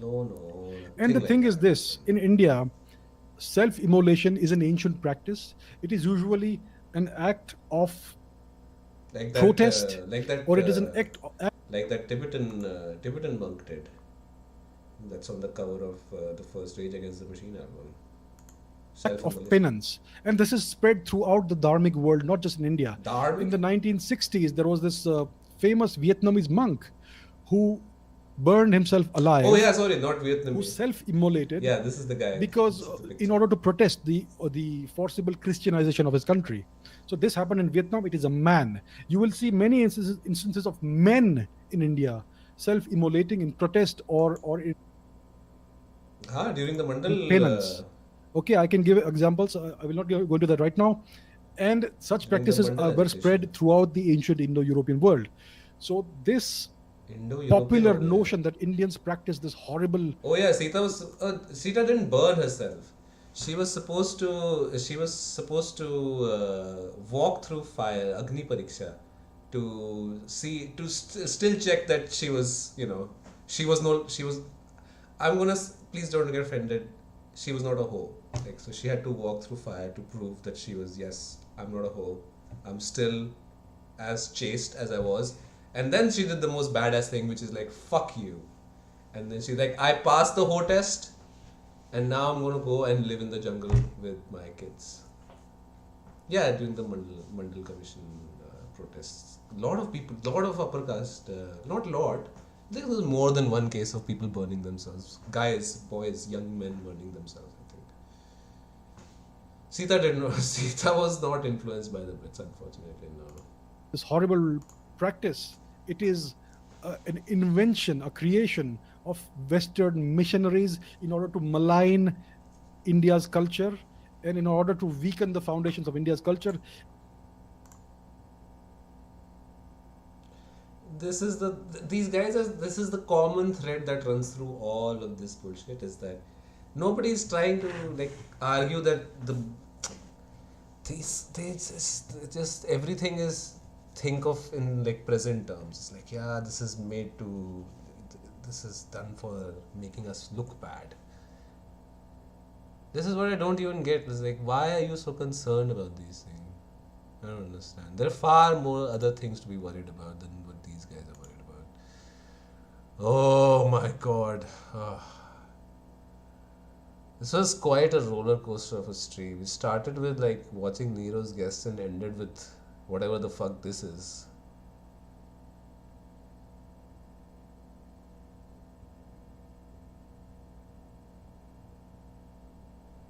The CEO of YouTube is Indian now. Oh yeah. Alright guys. Give me your goodbyes and parting comments. Give me ideas for next time also.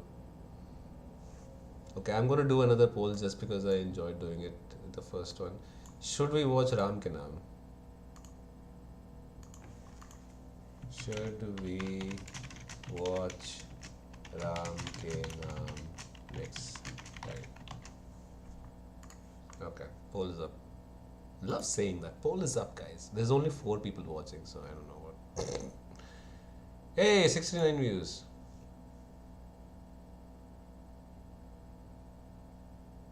I have suffered a lot today, and thank you for joining me in my suffering. Everybody who was here and who has left, but Thank you so much. Really appreciate it. I had fun.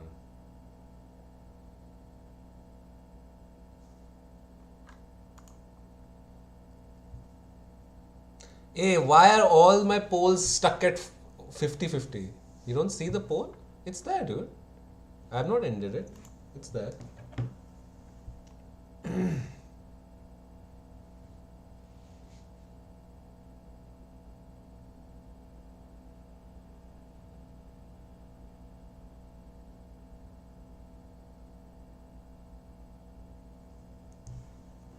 Okay, still.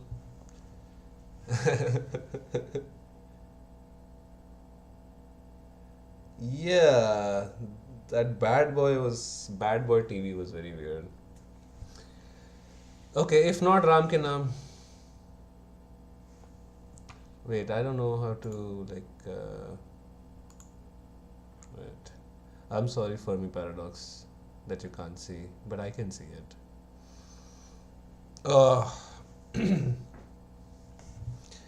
I think the more important question is, do we want good content or bad content? Basically, that is the main question.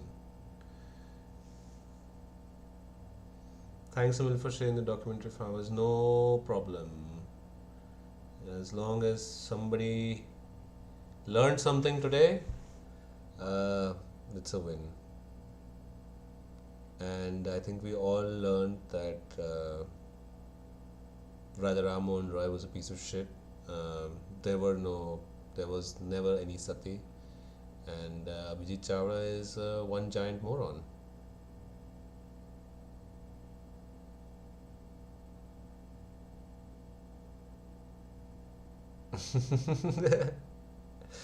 Yeah, let's see. I'm gonna end the poll. Let's see what I think of next time.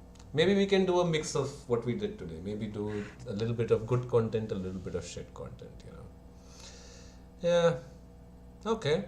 Wow. Well, that was fun. Yeah, mix of good and bad, yeah? Yeah.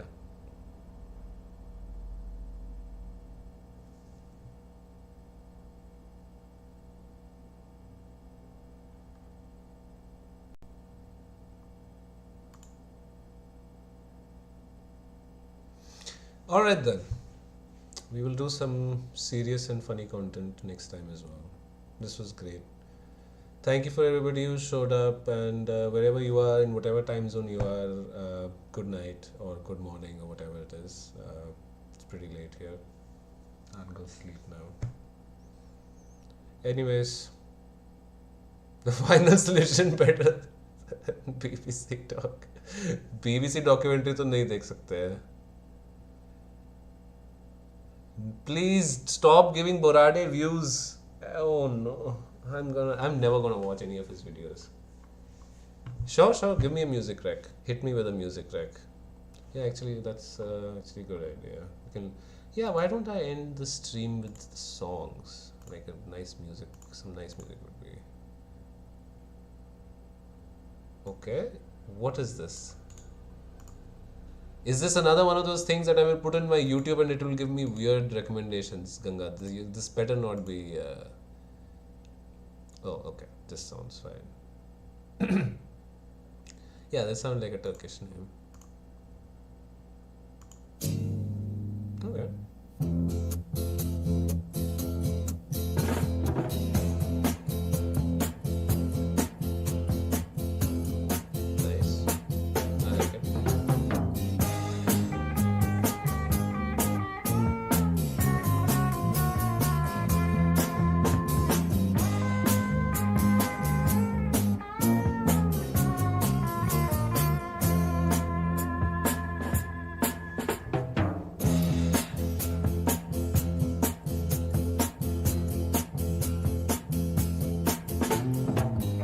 Şen olasın ürgü, dumanın tütmez.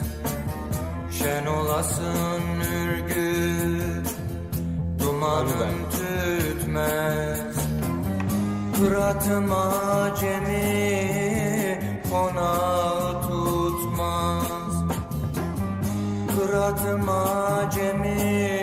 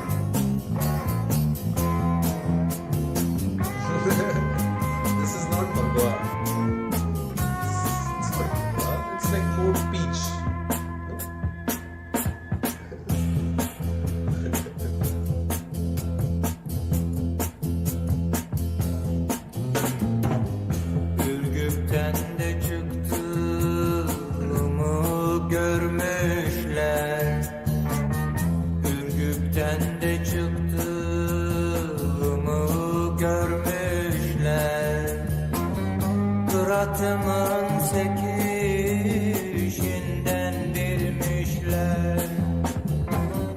Kıratımın sekişinden bilmişler. Beni öldürmeye karar vermişler. Beni öldürmeye karar vermişler. Cemalım cemalım, algın cemalım, alkanlar içinde kaldın cemalım. Cemalım cemalım, algın cemalım, cemalım cemalım, algın cemalım.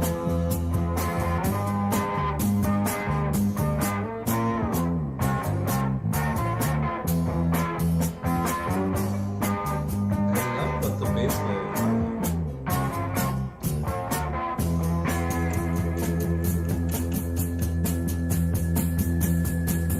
Hey. Solo time.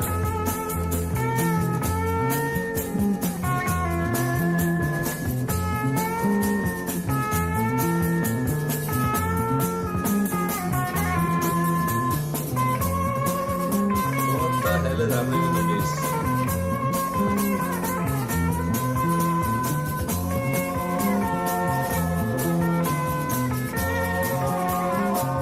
This is very nice. Thank you. Thank you.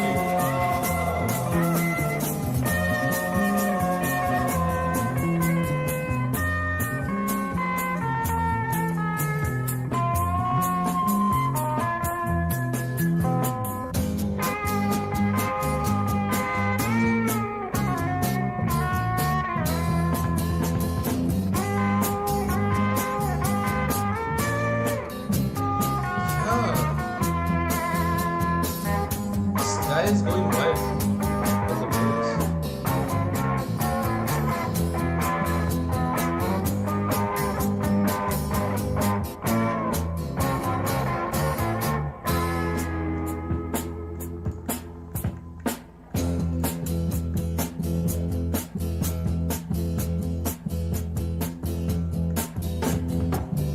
Şen olasın ürgü, dumanın tütmez.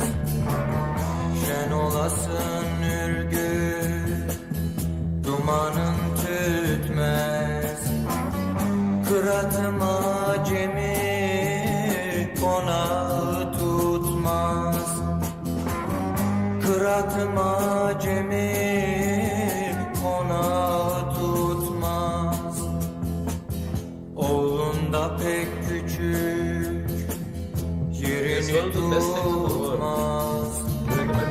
Oğlun da pek küçük, yerini tutmaz.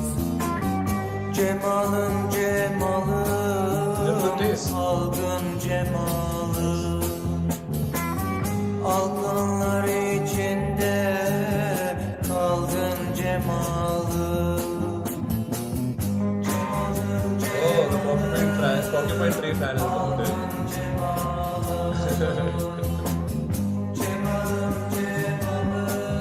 Okay.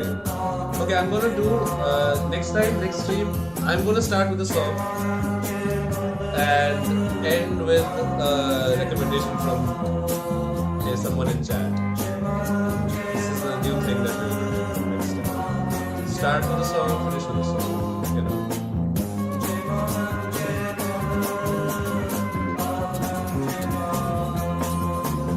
Oh, Lazarus, yeah. Sort of the...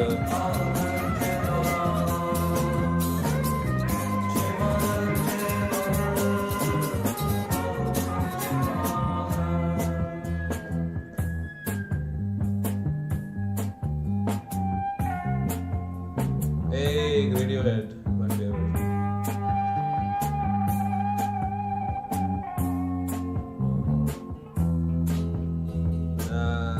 Nice.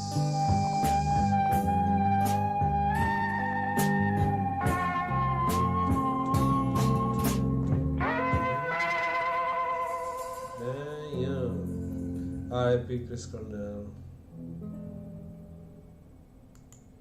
Wow. All right. Beautiful. Thank you, Ganga, once again. Hey, Flaming Lips is too pretentious, I feel. It's okay. Flaming Lips are fine. All right, folks. Thank you for that amazing musical outro, everybody. Thank you for enjoying. Thank you to Ganga for recommending. And I'll see you again. See you guys. Oh, and we have a Gang of Four fan. Very nice. You have some really nice taste in music, dude. Love Gang of Four. God, exactly. Oh shit. Do we have to listen to that song now? I want to listen to that song. Damaged Goods, huh? I really love that song. 1 second, I will just play that. I'll just play that song. It's a short song. Love this. Fucking love this song. This entire album entertainment is great.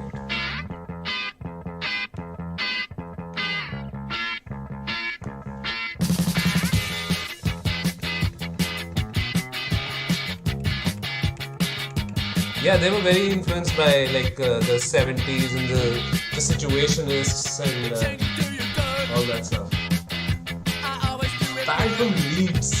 Sometimes I'm thinking that I love you, but I know it's only lust.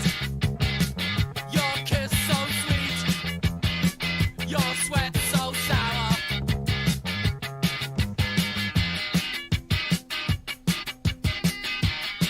Welcome, Renard. Your kiss so sweet, your sweat so sour. Sometimes I'm thinking that I love you, but I know it's only lust. The scent of the flesh, I simply scent of lust.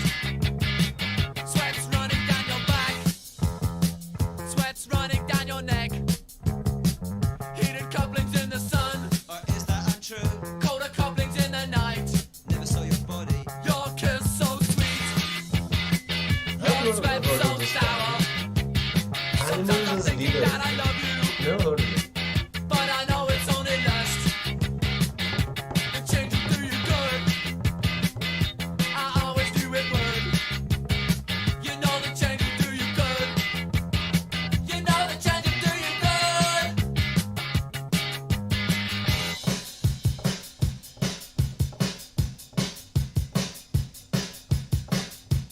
Damaged goods, send them back.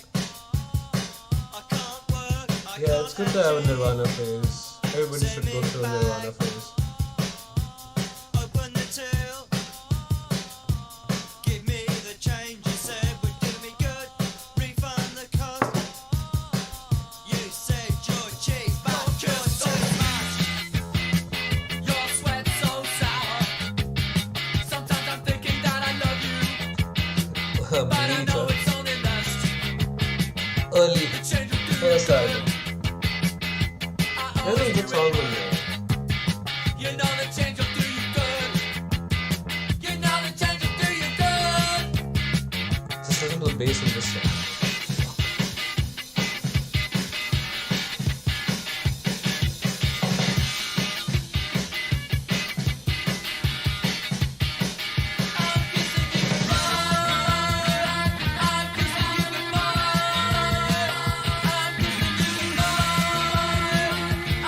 Problem of other name.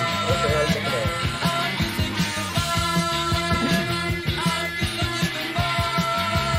Animal is there.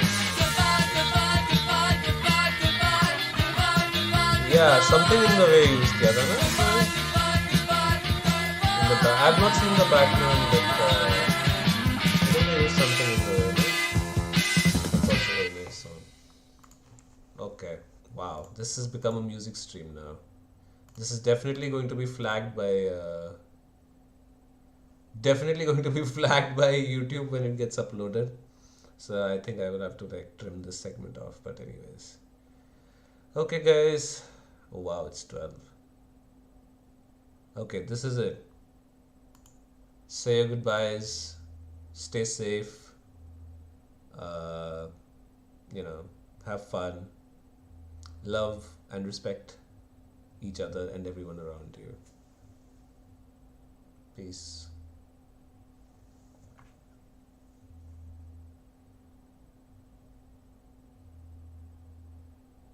Thanks everybody. Thanks Ganga, Desi, Anark, Fermi, whoever is with us. I think it's just the four of us now. But yeah. Thank you to everybody who commented and joined. Alright, so this is goodbye. Good night. Have a nice weekend, yeah. Have a nice weekend everybody. Have a nice weekend Fermi. Alright. Alright guys. Bye bye.